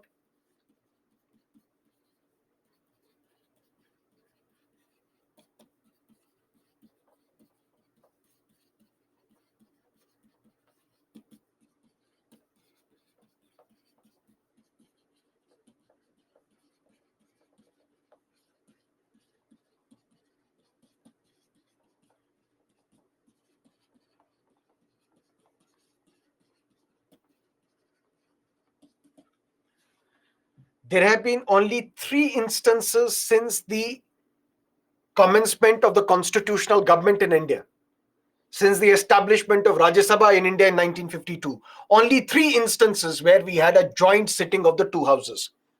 The first was on the dowry prohibition bill. The second was on banking regulation repeal bill. And the third one, the last one, was way back in 2002 on POTA, Prevention of Terrorist Act. Only 3 instances in the past when we have resorted to the joint sitting of the two houses, thereby cementing the scope, the role of Rajya Sabha as an equal important house of the parliament. It is not an inferior house, despite the fact that we have something known as the joint sitting of the two houses. This is Rajya Sabha. So what is the composition of Rajya Sabha? How the MPs to Rajya Sabha are elected? What are their qualifications? What are the special powers of Rajya Sabha? What is the significance of Rajya Sabha? Some say Rajya Sabha is significant because it is a second chamber of the parliament. All constitutional amendment bills need to be passed by Rajya Sabha separately. All emergencies that are to be imposed need to be approved by the Rajya Sabha. Rajya Sabha has an equal role to play when it comes to coalition governments, where no party has the majority, or at least the ruling party does not have the majority in Rajya Sabha. Then this ruling party starts bargaining with the center, with the regional political parties. Without the support of these regional political parties, the government of the day would not be able to carry on with its legislative agenda, cannot be able to pass the kind of bills that they want to pass. But there are others who say Rajya Sabha is an inferior house because of the provision of joint sitting of the two houses, because of the provision that it has an inferior role when it comes to money bill. which we will discuss on Wednesday. What is a money bill? And on a money bill, Rajya Sabha has a very inferior role to play. Lok Sabha has an important role. That is why Rajya Sabha is inferior. Said no. If joint sitting is the reason why you are calling Rajya Sabha inferior, then look at the instances, only 3 instances in the past, in the 1950s and 1960s and 2002. These were the only 3 instances where joint sitting was carried out, which means that Rajya Sabha has an equal important role to play in Indian Parliament. Clear?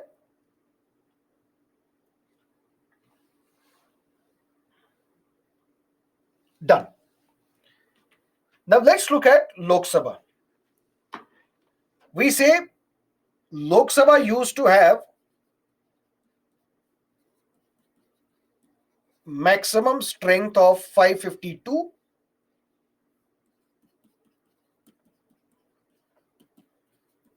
existing strength is 543.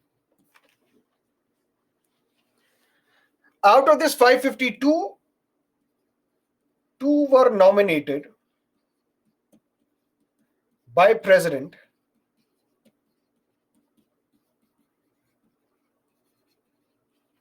from Anglo-Indian community.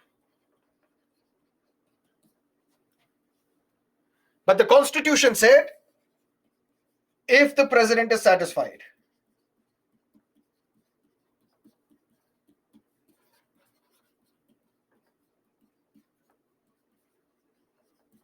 that Anglo-Indian community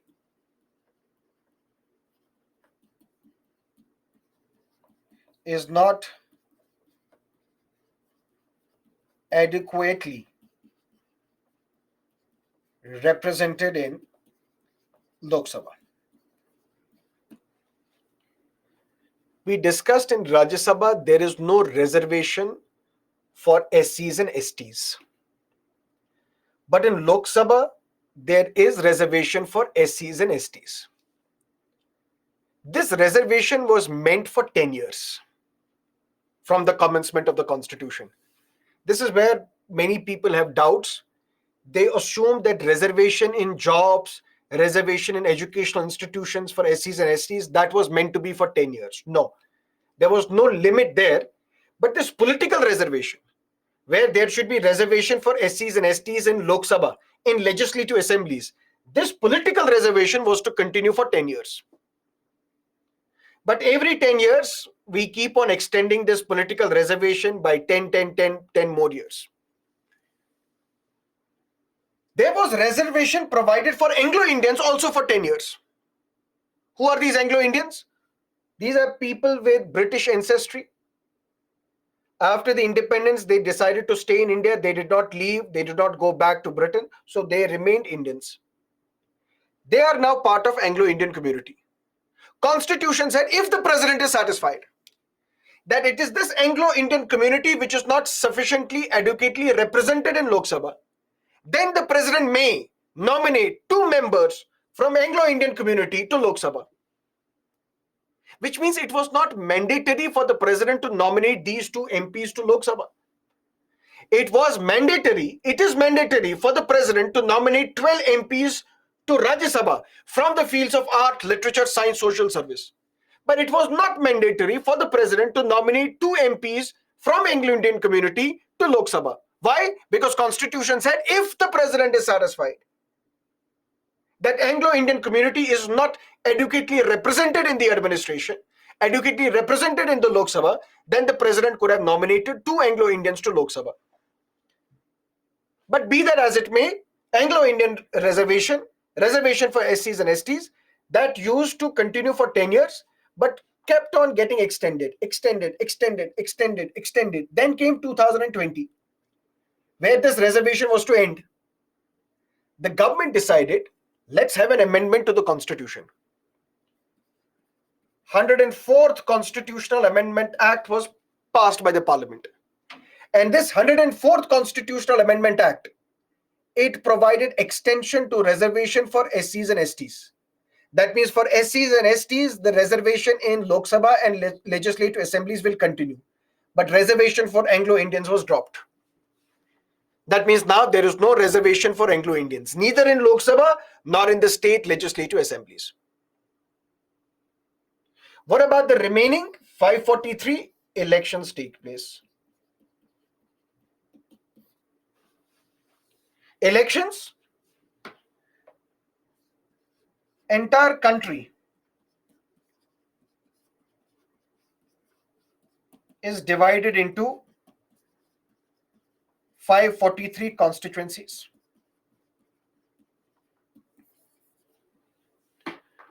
And we will have one MP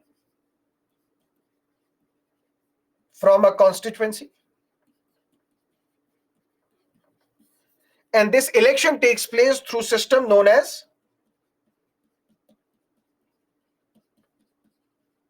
first past the post system. That means in Lok Sabha elections, how are these MPs to Lok Sabha, 543 MPs of Lok Sabha elected? The entire country is divided into 543 constituencies, which means states as well as union territories. Lakshadweep Union Territory will have one MP who was disqualified recently twice. Daman and Diu, Dadra and Nagar Haveli, they will have two MPs.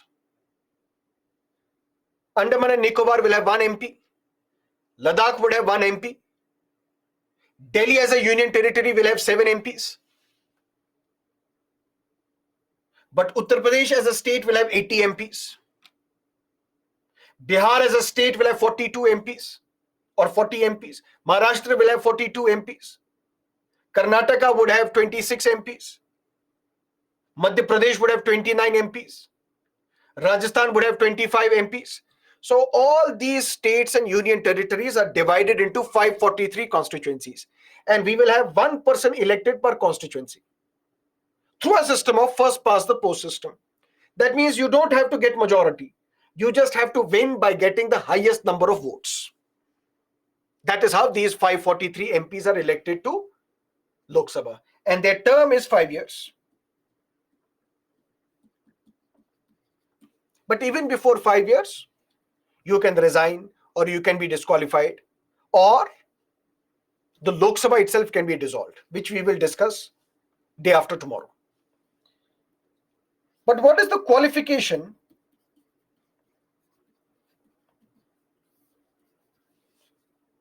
in order to become an MP of Lok Sabha? You should be the citizen of India, must have completed 25 years of age, registered voter in any parliamentary constituency.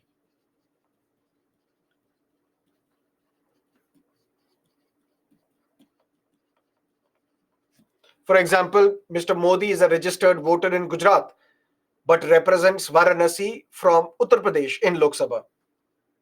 Plus, you should not be holding any office of profit.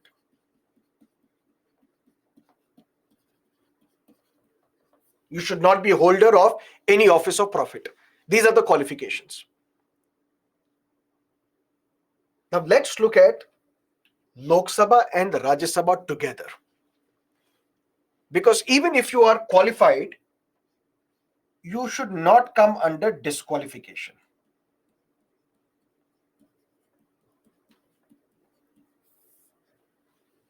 Listen to me carefully. We have some time.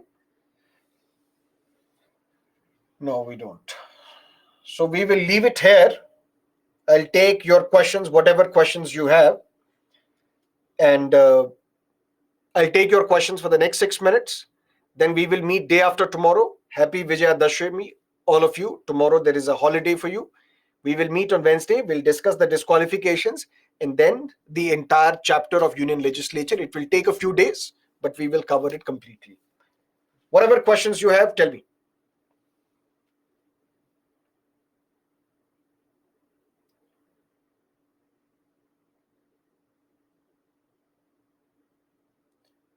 Sir, why and how can state governments transfer these IAS officers? Where is that question? Within the state, if that is what your question was. Yes, because the local day-to-day activities will be under the supervision of the state.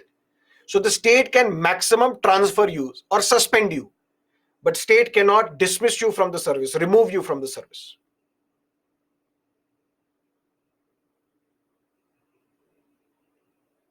But sir, in 42nd Constitutional Amendment Act, number of seats in Lok Sabha cannot be changed. Then how can we remove two Anglo-Indian seats? You cannot increase the number of seats. The number of seats still remain the same. 552 is the strength. You can't increase it. You just have stopped providing Anglo-Indian reservation. Just like if 552 was the strength, but even then elections took place only on 543. In Rajya Sabha, if the maximum strength was 250, but even then the existing strength was 245. You can't increase, but you can limit it.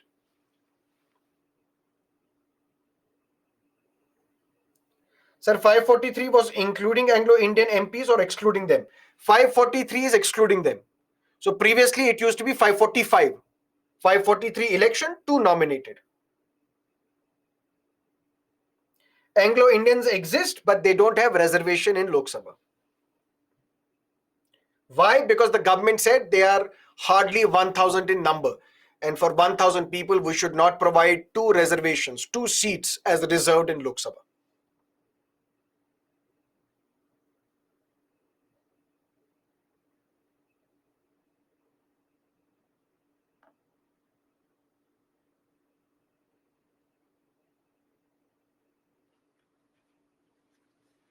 (552) Raghav is not an arbitrary number because it was decided by the Delimitation Commission.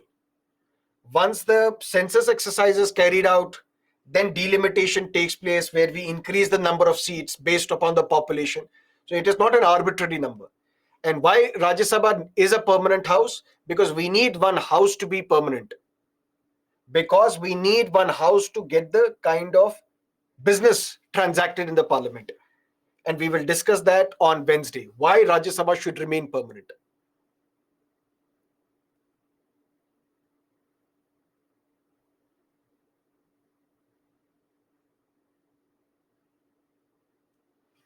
Sir, is it because of absence of legislative assemblies that all UTs are not represented in Rajya Sabha, or is it there any particular reason why UTs are not represented in Rajya Sabha? What is Rajya Sabha? Council of States. What Rajya Sabha does? Protects the interests of the states in parliament. It is these states which share federal relationship with the union, with the center. Who are these states which share federal relationship with the center? States with legislative assemblies, not UTs. But in Rajya Sabha, we also include those UTs with legislative assembly.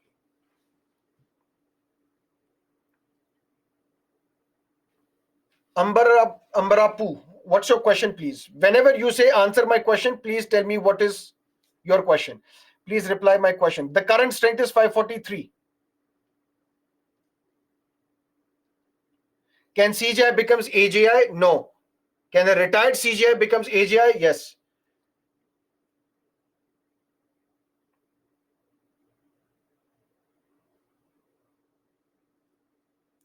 Sir, if the government wants to increase the strength of Lok Sabha, that will need to amend the constitution with at least half of the states. Now, if you want to increase the strength of Rajya Sabha, then you need to amend the constitution. Then states ratification is required, not for Lok Sabha.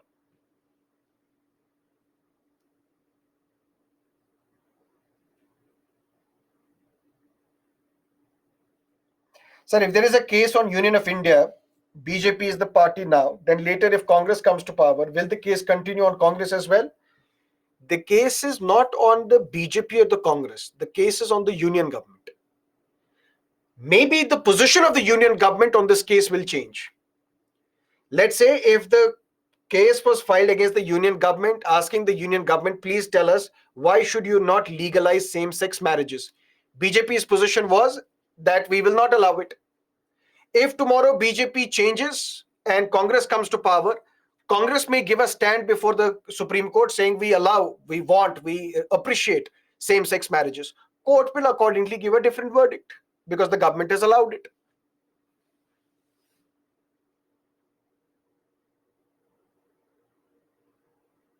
So reservation in local panchayat provide how much percent for women? That comes under 73rd Amendment. Not less than 1/3 seats in Panchayati Raj institutions shall be reserved for women.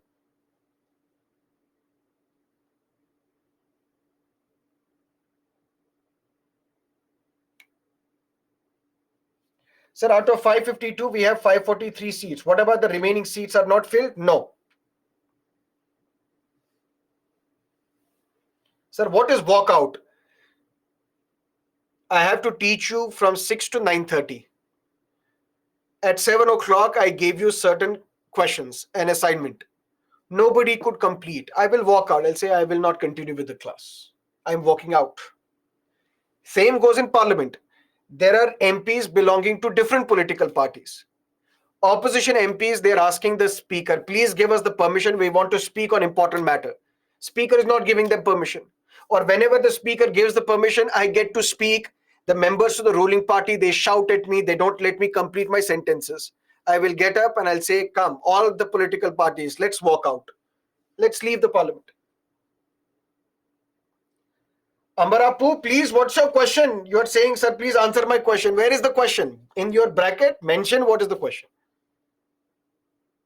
Why we have restricted to only 543 MPs? Why don't we have 552? Because the need was felt that the current population that we have is satisfied by the 543 number.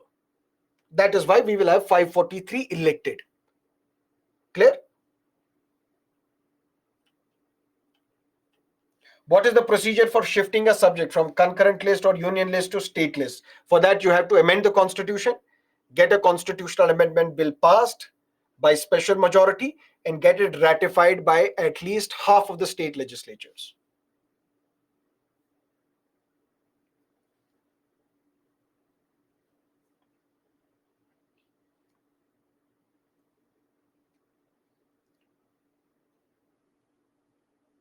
Sir, Tamil Nadu has local panchayat reservation 50%. How is it possible?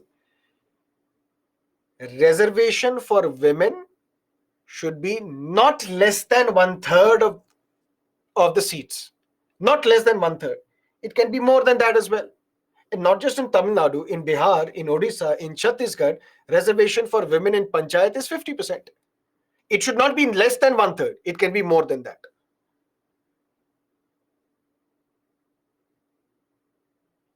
For absolute majority, the strength taken is 543. How is the new parliament different from the old parliament? We will discuss that. Hardware is new, but software also needs to be upgraded. Just by changing the structure of the parliament from old parliament to a different parliament, hardware has changed, but it won't be of much significance unless and until the software also gets improved. Software is where MPs can debate every bill inside the parliament. When MPs may not throw chairs and microphone at each other. Where there will be thorough debate and discussion in the parliament, where each and every MP is respected. Where select committees play a very important role. And this we will discuss how the parliament is functioning right now. Sir, Assembly and Lok Sabha are same or different? Assembly is for a state. Lok Sabha is at the center. So if you are from Karnataka, you have a Karnataka Legislative Assembly to make laws for Karnataka. You have Parliament and Rajya Sabha to make law for the entire country.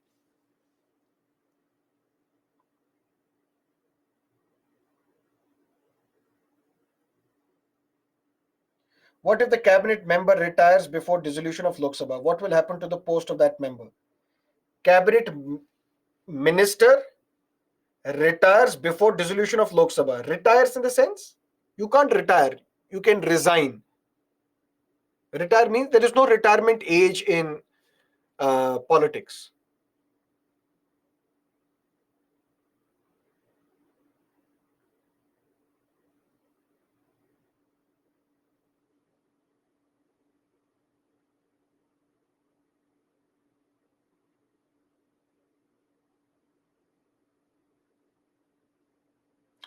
Okay, that is it. Sir, please define delimitation. Gunjan, we'll discuss that in elections. In elections, we will discuss delimitation. Sir, bourgeois means capitalist class. Ritika, how vacant seats are filled if someone retires? Nobody retires. You can resign. Resignation means if your term was for 5 years or 6 years, for example, Rajya Sabha, you resign after 2 years. Fresh election will be conducted on that seat. Let's suppose, for that matter, we had 3 vacancies from Delhi. Clear? 3 vacancies got filled, and we have 3 MPs from Aam Aadmi Party in Rajya Sabha. Let's suppose tomorrow election takes place in Delhi Legislative Assembly. Out of the 70 MLAs in Delhi, I think this explanation will make you understand better. Out of 70 MLAs, once the election took place, 40 belong to BJP and 30 belong to Aam Aadmi Party. Now, which political party is in power? BJP. There was one MP of the Aam Aadmi Party in Rajya Sabha who now resigns, saying, I don't want to continue. Why? Because he wants to join the BJP. And BJP wants its own man in Rajya Sabha. What this MP does, he resigns. He still has 4 years left, but he resigns. He joins the BJP. Now BJP sets him up as the candidate, and he will get elected to Rajya Sabha. How? Total number of MLAs, 70. How many vacancies do we have? 1 plus 1 plus 1. That means 70 divided by 2, 35. 35 plus 1, 36. Whoever gets 36 seats will be elected. That means BJP candidate would be elected to Rajya Sabha from Delhi. Total number of MLAs divided by vacancies plus 1 plus 1. So you don't retire, you resign. So when I said in 1954, 1/3 MPs were made to resign, so that once they resign, they will get elected again, but now their term will be for 6 years. So that their term is different from other MPs, other 2/3 MPs. Then in 1956, 1/3 more members were made to resign. When they resigned, now the election took place, now their term is for another 6 years. But this 6-year term is different from others. So 1/3 seats will have a different 6-year term, 1/3 seats will have a different 6-year term, the another 1/3 seats will have a different 6-year term.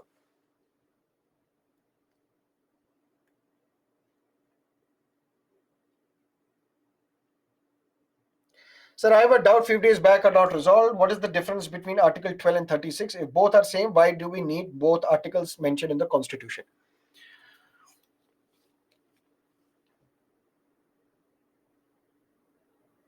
To avoid any confusion later on, you have to be absolutely clear. Absolutely clear. We have given you a schedule that in these 25 classes we will cover Indian polity. In the schedule itself, it is mentioned that tomorrow on 24th of October, there will be a holiday on the account of Vijayadashmi. I mentioned that in the schedule itself. But thrice in the class today, I have reiterated this, repeated this, just to avoid any confusion. So that tomorrow people are attending the class, they're waiting for the class, there is no class, you will send a mail, why there is no class, is Sarmad sir alive, when did he die? To avoid that confusion. Similarly, if parts are different, part 3 talks about fundamental rights. Who is the state against which your fundamental rights cannot be violated? Cannot violate your fundamental right. That definition is given by Article 12. But then we came to another part 4 of the Constitution, directive principle. What is the meaning of the state? You have to tell it, explain it, explicitly mention that the definition is same as that of Article 12. There is no change. So state remains the same. Otherwise, there would have been confusion. Tomorrow, the matter would have been in the court. Sir, in directive principle, state is different. In fundamental rights, state is different. Why? Because fundamental rights are enforceable. DPSPs are not enforceable. Then it was for the court to decide what is the meaning of the term state. To avoid that, it was mentioned that definition of the state is same as that of Article 12.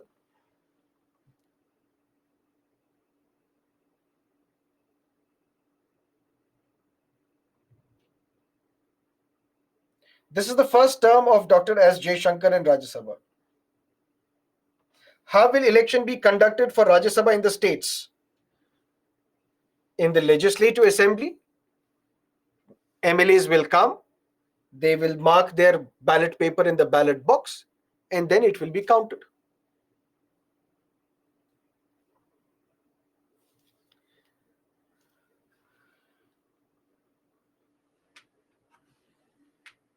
So Rajya Sabha is not inferior in terms of joint sitting, but will we agree that it is inferior in terms of money bill? Yes, you're right. Ratification means pass a resolution by simple majority. Let's leave it here. Let's meet on Wednesday, 6 o'clock in the morning. Till then, have a great time. Bye-bye. All the best. Thank you.